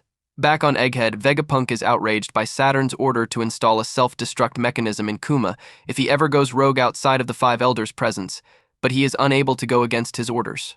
Instead, Vegapunk pleads to let him keep a bit of his ego intact, even stating he invented something that can give one a split personality of sorts. Saturn, however, coldly orders that Kuma must lose all of his free will, even threatening to punish Vegapunk if he discovers he disobeyed him, since he is a scientist himself. When Vegapunk said this meant that Kuma would never be able to reunite with his daughter. Kuma stated it was good to know how Vegapunk felt. This caused shock in Vegapunk as he did not mean for the warlord to hear that, while Kuma reminded him that it was he who gave him superhuman hearing. As Vegapunk gets Kuma ready for the operation, Kuma thanks Dr.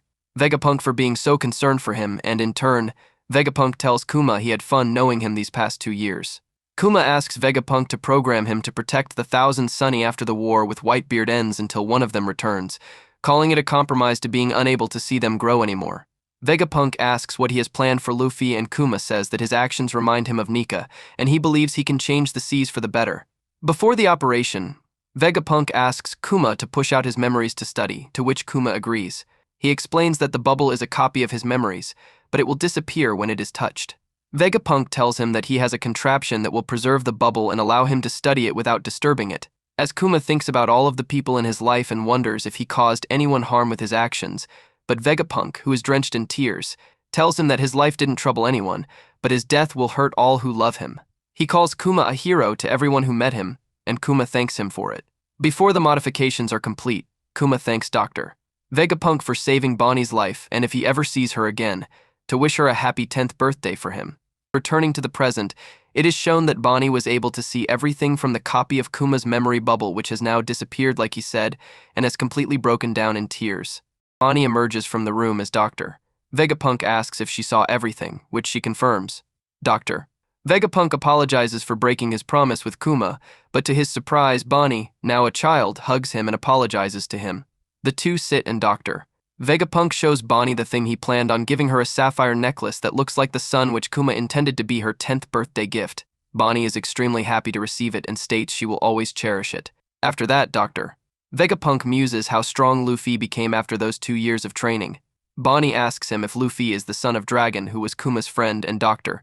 Vegapunk confirms, but he never imagined the two of them would come to Egghead together. He tells her that lots of things happened when she went into the room and he will tell her everything while they rejoin the Straw Hat Pirates. He apologizes to Bonnie for his actions with Kuma, but Bonnie tells him that it was never his fault. All the fault falls on J. Garcia Saturn. In the present, Saturn coldly tells Bonnie that Kuma is dead. The Straw Hats and the Vegapunks are still unable to move. Luffy starts asking for food.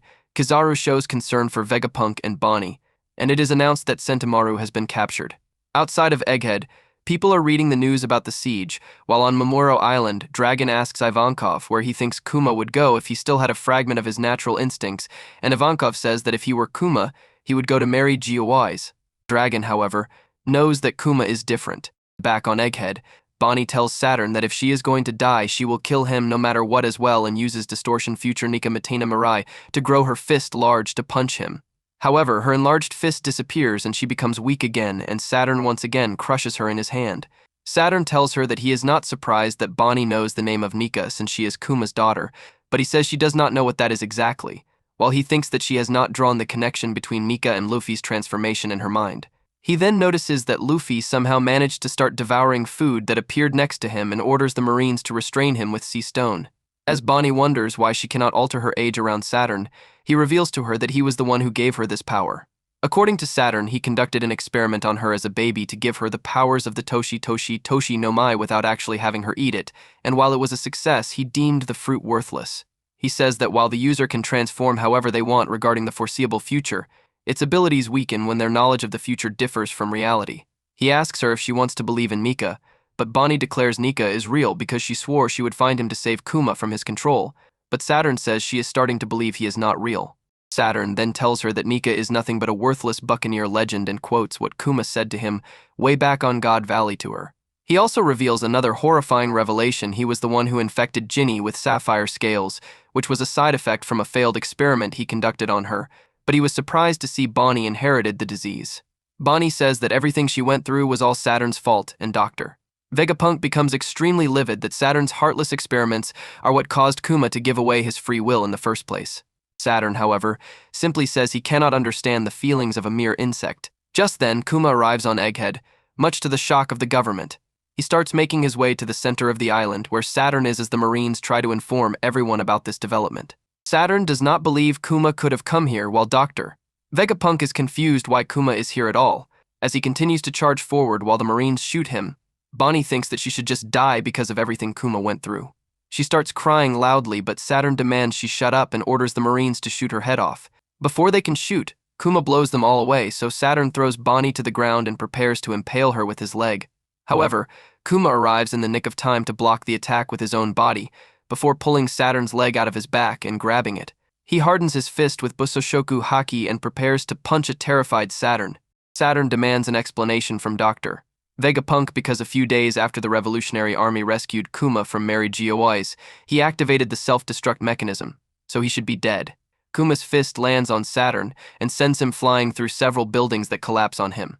The Marines are left in sheer disbelief that one of the 5 elders was attacked by a slave, while Kuma falls to his knees. Thanks to that, though, everyone can move again. Sanji and Frankie rush to take Bonnie back to the upper levels of the island so they can escape. Dr. Vegapunk, meanwhile, is pondering the situation. He reveals that the self-destruct mechanism Saturn forced him to install was never designed to blow Kuma up, because Dr. Vegapunk suspected Saturn would exploit that. The device was supposed to simply shut Kuma down completely and leave him in a vegetative state. This is why Dr. Vegapunk is so confused by Kuma's presence, because even with Bonnie being in danger, Kuma should not have been able to come. He then starts speculating that the reason is due to a special power of the Buccaneers beside their strength. All the while, Kuma hugs his daughter. Kizaru remarks that everything is over now. Sentomaru is relieved to see his old friend again, and the Marines report that Luffy has vanished before they could restrain him. Bonnie thanks Kuma for everything he did for her, such as writing the letters that never reached Bonnie. She even says that her mother was an amazing person. She tells him that she does not care if everyone calls him a tyrant to her. He is her amazing and kind-hearted father. Saturn emerges from the rubble seething with rage, while also having lost one of his horns and his right arm. He demands an explanation, but Dr. Vegapunk simply says this is his own doing, though he also suspects it was due to love in the end. Saturn scoffs at this notion as his horn and arm regenerate, to the shock of Sanji. Saturn tries to attack Kuma again as Bonnie tells him to get out of the way, but Sanji intercepts and deflects Saturn's leg, declaring he will not let him hurt Bonnie anymore. Frankie announces he and the crew owe Kuma a huge debt as he uses Radical Beam to blast a hole through Saturn. Kizaru, however, appears behind Frankie and blasts him away, declaring he will be putting the crew's growth to the test, while Saturn's injury heals. Bonnie tells Dr. Vegapunk that Kuma cannot move, so Atlas carries him, but Kizaru says that he needs to wrap things up, especially now that Kuma has arrived. Vegapunk, however, calls Kizaru a sad man without a heart, which Kizaru agrees, saying he should have brought a darker pair of shades. Finally, Saturn orders a buster call to destroy Egghead completely, with Dr. Vegapunk studies Kuma's existence and Luffy's powers being all the justification he needs to see the island annihilated. All Marines are ordered to return to the ships before the buster call can begin. Doll tells Saturn and Kizaru to return to the ships with them, but Saturn says the two of them will remain on the island and to begin the bombardment as soon as possible. Doll is hesitant, but Kizaru sternly orders her to leave, and she does. Vegapunk demands to know why Saturn wants all of Egghead Island destroyed if he just came for his life, claiming that if the island is destroyed, it will set mankind back by an entire century. He pleads with the two of them to call off the attack, but Saturn refuses, claiming Vegapunk might be hiding more things from the world government on the island, but he also says that mankind has no need for further advancement. Saturn then tells Dr. Vegapunk that he ordered the ship with all of the researchers hunted down and destroyed, to the scientists' shock. Saturn tries to justify his decision by saying the researchers may have known something about the Void Century, so he wanted them all dead to ensure they do not tell anyone. Dr. Vegapunk yells that none of them knew anything, so they were not criminals, but Saturn tells Dr. Vegapunk that it is his fault for getting them dragged into his thirst for knowledge. The Pacifista are ordered to remain on the island as the Marines board their ships. Sanji tells Frankie and Atlas to get to the vacuum rocket and reunite with everyone at the lava phase. Bonnie asks Sanji about Vegapunk, and Sanji reassures her he will go back for them. Once they take off, Sanji contacts Nami asking about her status, with her telling him they made it to the back entrance and asks what happened on his end. He tells her what has been going on, and she, Chopper, and Usopp react with fear that a buster call is incoming. Nami asks Sanji if Luffy is with him, but he says he lost sight of him. Nami also tells him that Zoro is still fighting Lucci and Jinbe was sent to get him. Nami also tells Sanji that Lilith did not fall down with the others and Brook had gone to help her move the Thousand Sunny. However, she follows up by revealing that the Vega Force 01 was completely destroyed, so their previous plan is no longer viable. With the ship, Lilith praises Brook for coming up with an idea for getting the ship to the back entrance, which involved the latter freezing the clouds with his powers for the ship to slide on. However, when Lilith asks how they plan on stopping when they get there, he says he did not think of that, much to her annoyance, and the two start panicking. Meanwhile, the buster call finally begins and much of the Fabrio phase is destroyed as Vegapunk helplessly watches. To make matters worse, Kizaru destroys the vacuum rocket's tube, causing everyone to fall out of the air. Sanji moves to rescue them, but Saturn orders the Pacifista to kill Kuma and Bonnie both, calling it a fitting fate for the man who threw his life away for his daughter to live, even going so far as to call Kuma's struggles the height of folly. Dr. Vegapunk watches in horror as his soldiers prepare to blast the two. Elsewhere, Luffy has eaten a ton of food produced from Vegapunk's invention, but he has also been found by the Marines and cannot even move. Unbeknownst to both Vegapunk and Saturn, the ship that was sent to kill the researchers was sunk before it could accomplish its mission. A surviving Marine tries to contact Kizaru to let them know that they are coming to Egghead. Luffy finishes eating and instantly digests everything, to the shock of the Marines surrounding him. They get distracted by the cannon fire but try to maintain their composure long enough to restrain Luffy with sea stone. Fortunately, Luffy immediately goes into gear 5th and blows them away before they can get him. Back with the others, Dr. Vegapunk contacts Atlas and tells her to relay a message to Bonnie.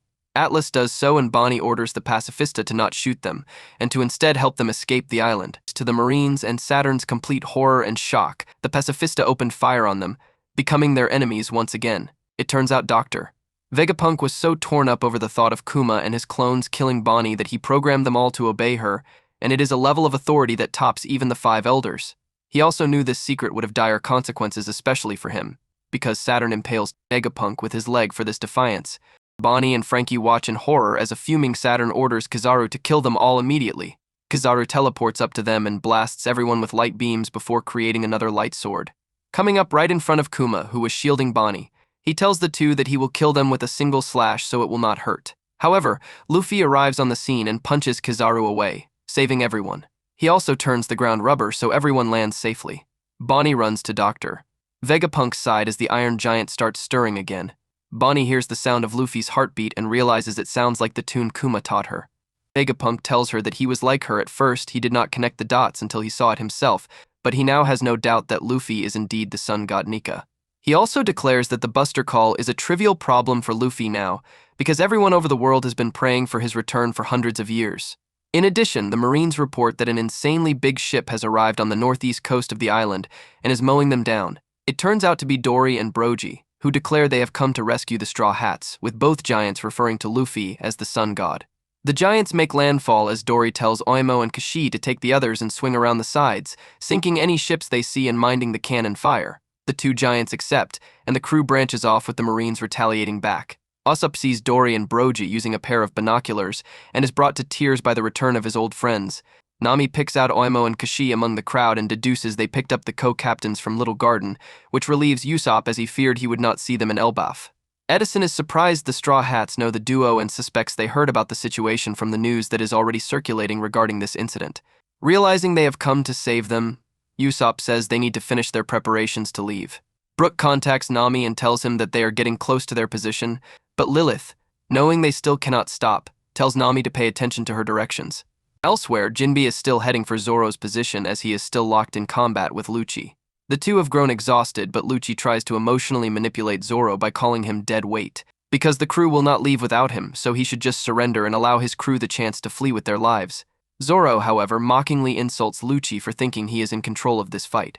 The Marines are informed that roughly 30 of their small to medium ships have been destroyed by the Pacifista, and one of the vice admirals, named Red King, orders all smaller vessels to pull back and lead with the battleships, which blast at the Pacifista as he mentions what waste it is to destroy their own weapons. Back with Luffy's group, the former asks Bonnie why she is crying, and she tells him it is because she had been looking for him for so long. Luffy is confused by what she means but changes the topic to asking about her earlier punch. Bonnie asks Luffy to show her how to throw a real punch like he does using Saturn, revealing to him that he harmed Vegapunk. Saturn angrily says that neither of them have a right to live, but Luffy rejects this and prepares to attack. Saturn hits back first, but Luffy endures and unleashes his Gomu Gomu no Dawn Gatling, blasting Saturn through a building.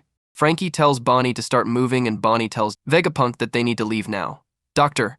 Vegapunk, however, tells her that she needs to leave without him because he knows in his condition he will die if he moves. Kizaru returns and prepares to blast them away, but Sanji deflects his laser attack with his kick. Frankie is flabbergasted that Sanji could do such a thing, which he says is thanks to the power of love, prompting an equally just as surprised response from Kizaru. Everyone starts heading for the northeast while Luffy and Sanji stay to handle the Admiral, who says that after this debacle, he should at least return with their severed heads. As for Saturn, he is confronted by Van Augur and Katarina Devon, the latter of which says how unusual it is for one of the 5 elders to be on the surface. She touches his leg and declares their mission is complete while Saturn asks what they are doing on Egghead, also saying he finds it bizarre that someone from level 6 would be subordinate to another. Devon's response is that she considers Blackbeard to be special, which Saturn agrees with, along with his lineage, which surprises Devon that he knows. Saturn then asks what the Blackbeard pirates want out of all of this ruckus they keep making, and Augur simply says they want the world. Saturn tries to attack the two, but Augur warps both of them away with his powers, though they do not get that far as they are still on the island. Nevertheless, the two start leaving but are approached by Caribou, who tells them that he idolizes Blackbeard and set out to sea because of him. As such, he begs them to let him meet him and join his crew. Augur holds Caribou at gunpoint as the latter begs on his knees to be spared.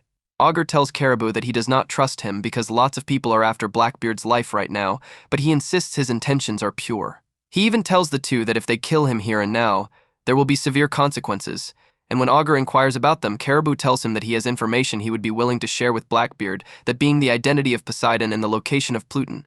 Even then, he insists he can be useful to Blackbeard, leaving Augur and Devon to ponder. The sudden appearance of the two giants surprises Bonnie, Frankie, and Atlas.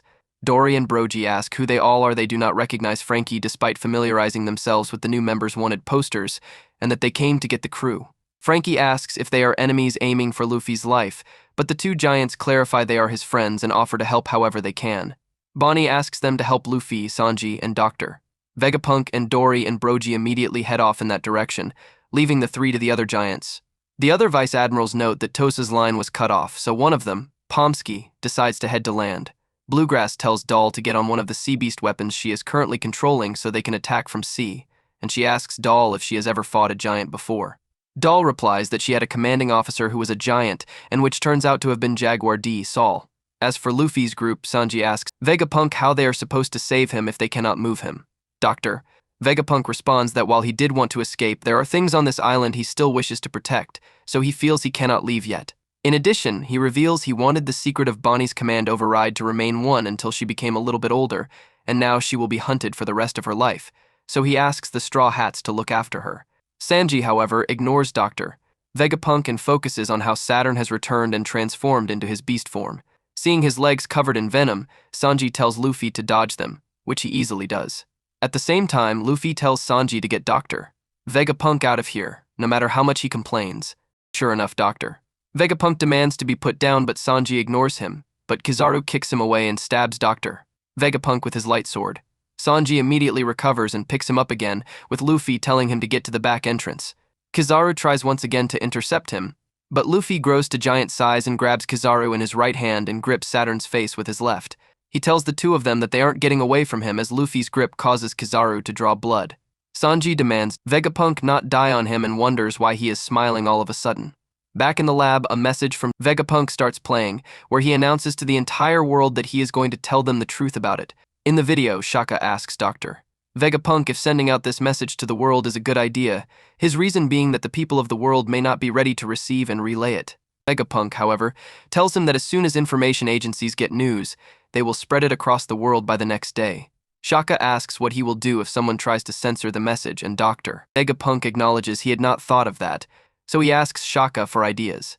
The idea he comes up with is piggybacking off the Marines' comms traffic. That way they can force a constant worldwide broadcast with the strongest signal. And sure enough, that is exactly what starts happening, as the Marines in the present try desperately to cut the connection but fail. Dr. Vegapunk then says that everyone that has a Den Den Mushi will be able to listen, but it may take a while for them to be prepared, and the time intervals will differ from place to place. At first, Vegapunk suggests they give everyone an hour, but Shaka warns that may give people who are not happy with the news being released time to cut the message. Dr. Vegapunk once again acknowledges this and changes the time to 10 minutes. In Mary Geowise, the other elders communicate with Saturn telepathically, and they ask if he has dealt with Vegapunk. Saturn reports that he saw Kizaru deliver what he believes is a fatal blow, so he thinks he should be dead. Warcury surmises the message currently being broadcasted is a dead man's switch, set to go off in the event the main body dies. Jupiter says they have no idea what he will say, but if they pinpoint the source of the broadcast, they can stop it. The four realize the source is likely located in the lava phase that is currently protected by the Frontier Dome. Many places around the world react to Vegapunk's message while he and his satellites decide to get some coffee. Places including Dressrosa, Fuchsia Village, Water 7, and the World Economic Newspaper, with all of the Straw Hats' allies listening in. Even the Revolutionary Army is watching, with Dragon thinking back to when Shaka told him he will die soon. As for Luffy, he manages to dodge a combined assault from an I-beam ambush from Kizaru and a lethal attack from one of Saturn's legs. He acknowledges that his punches did not affect Saturn, so he stretches his arms back and slams both him and Kizaru together, a move he calls Gomu Gomu no Dawn symbol. As a result, both are completely flattened, and Luffy starts twirling the two around like pizza dough and sends them flying towards the ocean, and while Kizaru crashes into a ship, Saturn turns around and moves full speed at Luffy with his legs, much to the latter's shock and frustration.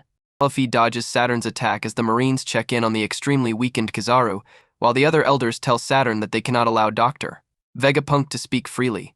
As such, Saturn performs the magic circle summoning he used to reach the island, bringing the other four to Egghead in blasts of black lightning, with Luffy and Sanji watching in complete shock. The five elders' arrival is noticed by everyone on the island as the battle rages on. In the video, Dr. Vegapunk finishes preparing coffee using one of his new inventions, though it only took about 3 minutes, so there are 7 minutes left until the broadcast officially begins. Dr. Vegapunk even says that if anyone tried to silence his broadcast, that amount of extra time will not be enough to stop it. The elders appear before Luffy as their names and forms are revealed. J. Garcia Saturn is a Juki Marcus Mars, an Itsumade Topman Warcury, a Fengji Ethan Baron V, Nushjuro, a Bakatsu and Shepherd Jupiter, a sandworm.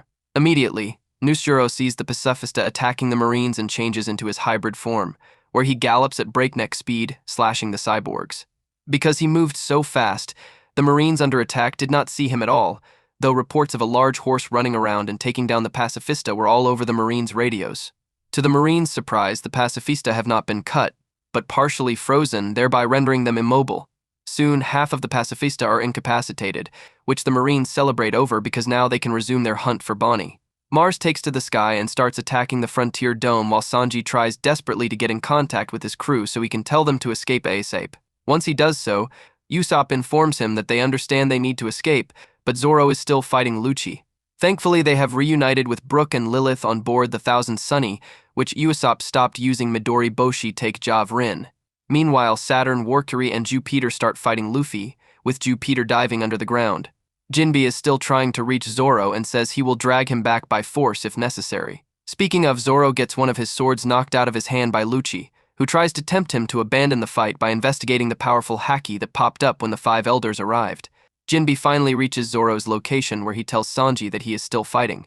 This prompts Sanji to call Zoro a burden for taking his time fighting, and when Zoro overhears Sanji's words, he decides to finish the fight using a move called 3-sword-style Koba Madaragari, finally taking down Lucci. As for Luffy, Jupiter appears from underneath him and swallows him whole. However, Dory and Brogy finally arrive on the scene and decapitate Jupiter, freeing Luffy.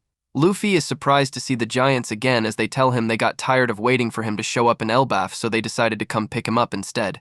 Mars breaks through the Frontier Dome and spots Jinbe from afar, who is horrified by the power of Mars. Jinbe flies towards Zoro, demanding they leave now that the fight is over, but Zoro tells him that Lucci is still standing despite his injuries, unwilling to lose consciousness. Sanji asks Jinbe if he has Zoro in tow now, and Jinbe immediately grabs Zoro, telling him he has already won. He then uses Gozen Megawara Shuto to create a dust cloud in front of Lucci, allowing both of them to flee. Lucci transforms back into his human form and falls to his knees as Mars approaches him asking for where York is being kept. Though shocked by the presence of one of the 5 elders, Lucci tells Mars that York is still tied up in the control room on the 4th floor of Building A. He reports that Jinbe and Zoro were the ones who just fled the area and there are 5 other members of the Straw Hat Pirates on the lava phase, in addition to of Vegapunk's satellites.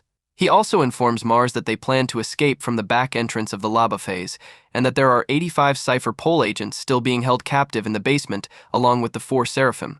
Finally, Lucci tells Mars that there are only 6 minutes left until Vegapunk's broadcast begins. Mars thanks Lucci for the information, but just as he starts heading for the lab, Lucci tells Mars that Kaku is still in the control room recovering and desperately asks him to spare him. Mars, however, tells him it may not be possible because he cannot single out a single insect when annihilating tons of them. Down on the Fabrio phase, Luffy reminisces how long it had been since he had last seen the co-captains of the giant warrior pirates. The 2 giants tell Luffy they hardly recognized him and that in Elbaf there are tales told about Nika told in legend, so they were curious as to how Luffy learned about him to dress like him. Luffy, once again, however, does not understand what they are talking about, but decides it can wait. Warcury and Saturn are surprised by the giants' arrival as Luffy tells the 2 of them that they need to escape, not fight. Dory tells Luffy that he is aware of their goal because Sanji told the 2 of them to rendezvous with him on the other end of the island. They also tell Luffy that they came to save him when they saw they were surrounded in the news.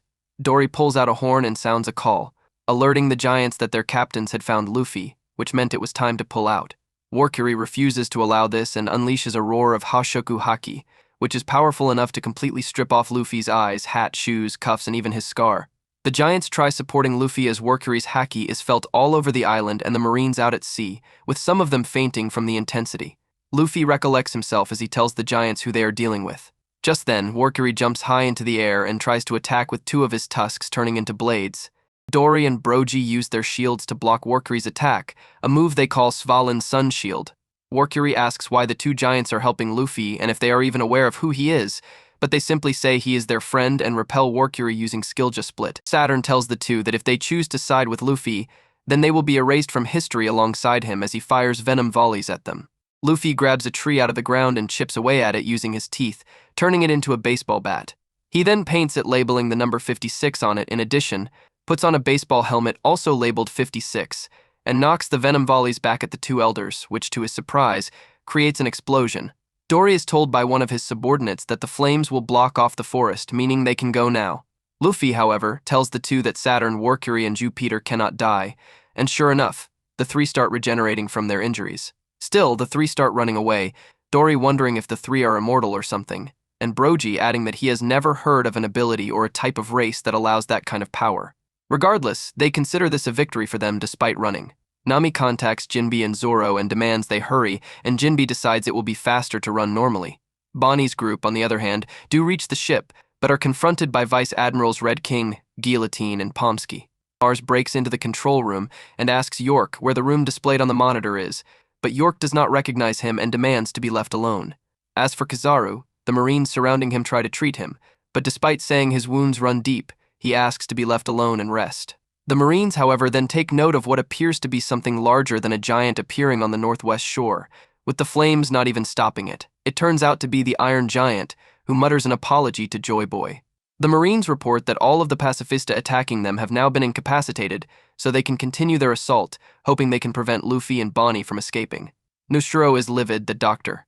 Vegapunk would give a mere 12-year-old control over a weapon that can destroy entire nations, calling his choice of defiance as foolish as it is insolent.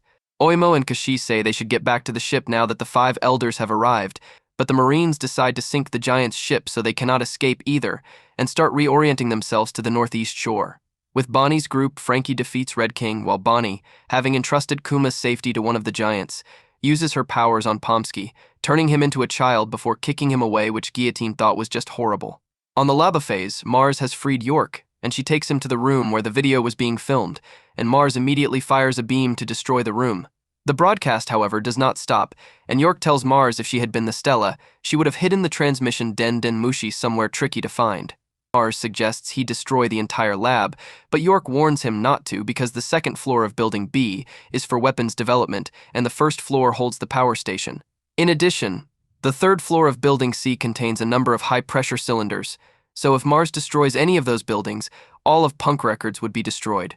Mars demands York come up with the solution, and she agrees to help, as she does not want to jeopardize her relationship with the Elders any more than it already is. Mars then senses the voice of something small above within Punk Records itself, which York surmises is where the Den Den Mushi is hidden. She also describes the shape of it so Mars can find it more easily, and he heads for the entrance. After Mars flies away, Stussy breathes a sigh of relief that Mars did not notice them, a sentiment Kaku shares. Stussy deduces it was one of the 5 elders they saw, and Kaku admits he found Mars's transformation repulsive. He then asks why she is still here, believing the Straw Hats, Vegapunk, have both chosen to abandon her, which he finds rather humorous regarding her betrayal of CP0 earlier. Stussy, however, reveals she stayed of her own volition in order to carry out the final mission. Nami asks Edison if they are seriously going to leave Stussy behind, and he says they have no choice because the Frontier Dome needs to go down the instant the Thousand Sunny attempts to flee, so Stussy chose to stay behind and deactivate it from the command tower. As such, the only thing they can do for her now is escape alive, which Nami accepts. Robin asks how they can cover the distance needed to avoid crashing without the Vegaforce 01 carrying them, and Edison admits he is confused too. Usopp yells that he finished loading up the Cootie burst and they can take off once Zoro and Jinbe arrive, and if they do not make it, they will have to improvise and use everyone's powers to ensure a successful escape, prompting Edison to call the crew rowdy. Edison then tells everyone he has always loved the theory that miracles happen because guts triumphs over everything, and as such, he decides to test for himself if they can make the jump by flying through the Frontier Dome, much to Nami's shock. Elsewhere, Jupiter has fully reformed and starts sucking in everything in a massive vortex, which keeps the giants and Luffy from moving forward. Luffy rips off a building and shoves it into Jupiter's mouth to stop him, which works. Though they can start moving again, Luffy's Gear 5 finally wears off and he reverts to an old man due to using up all of the energy he got from the food earlier. Hearing that, Brogy offers Luffy some of their emergency food called Hakarl, and though it smelled bad, Luffy ate all of it and regained his vigor. Warkari then starts charging for them, but Luffy uses Gomu Gomu no Red Rock to punch him in the head. Unfortunately, Warkari's head ended up being tougher than Luffy thought, and he recoils in pain. At the back entrance of the lava phase, Saturn climbs up the island cloud and confronts Usopp, Nami, and Chopper, while Nushiro reaches Bonnie's group, taking down one giant before confronting her, Frankie, and Atlas. As for Mars, he finds the Den Den Mushi, with only 1 minute left until the broadcast begins. Just as he muses that Vegapunk's luck finally ran out, his attention turned to something gurgling above him, and he looked up with a serious expression. 30 seconds remain until the broadcast officially begins, and Mars sees that the source of the gurgling sound he heard earlier was Vegapunk's disconnected brain, which Mars wonders if it is the scientist's true form. Regardless, Mars walks over to the broadcast Den Den Mushi and steps on it to break it.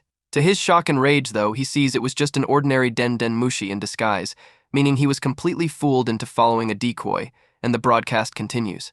Mars transforms into his Itsu-made form and flies out of Punk Records, cursing Vegapunk as the scientist finally begins his broadcast, with several people all over the world, including Kaya and her friends at Syrup Village, the citizens of Karakuri Island, the people of Torino Kingdom, and even the pirates of Hachinosu tuning in.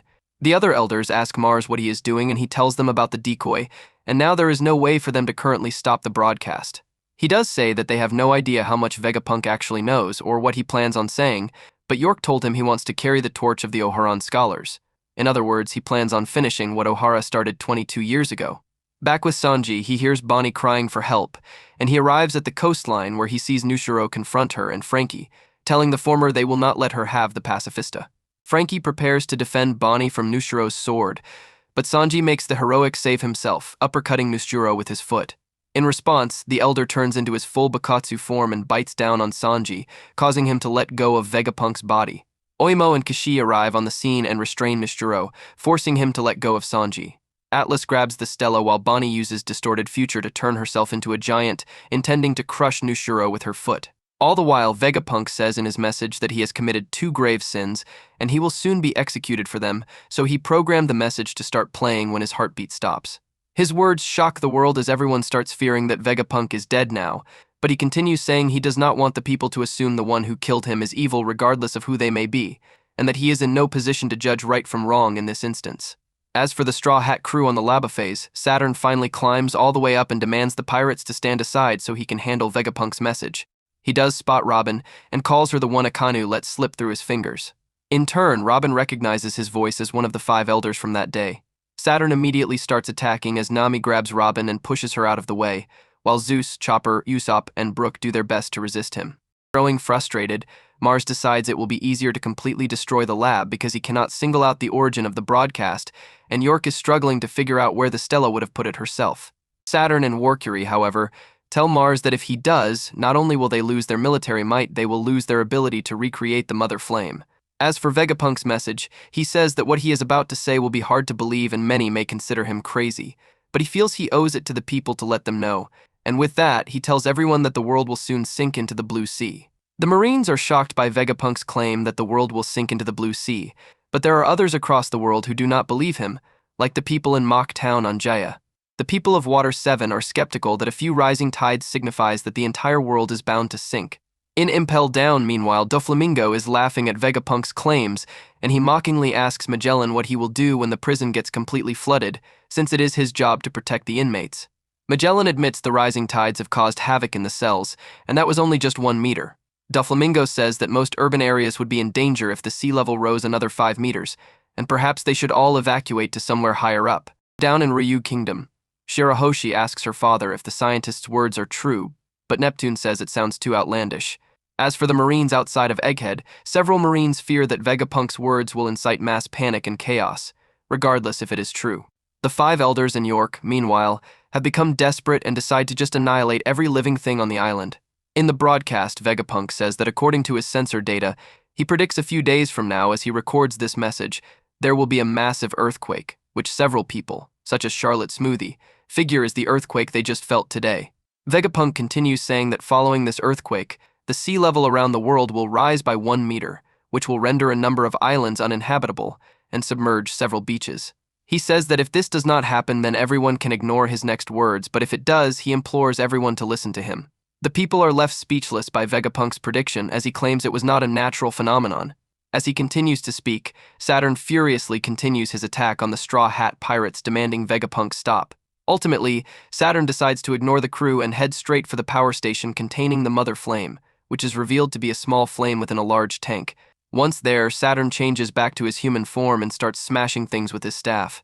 As he does so, Vegapunk tells the world that his first sin was due to him naively desiring to bring peace and prosperity to the world, and in his search to bring the world to a bigger and brighter future, he fears he flew too close to the sun.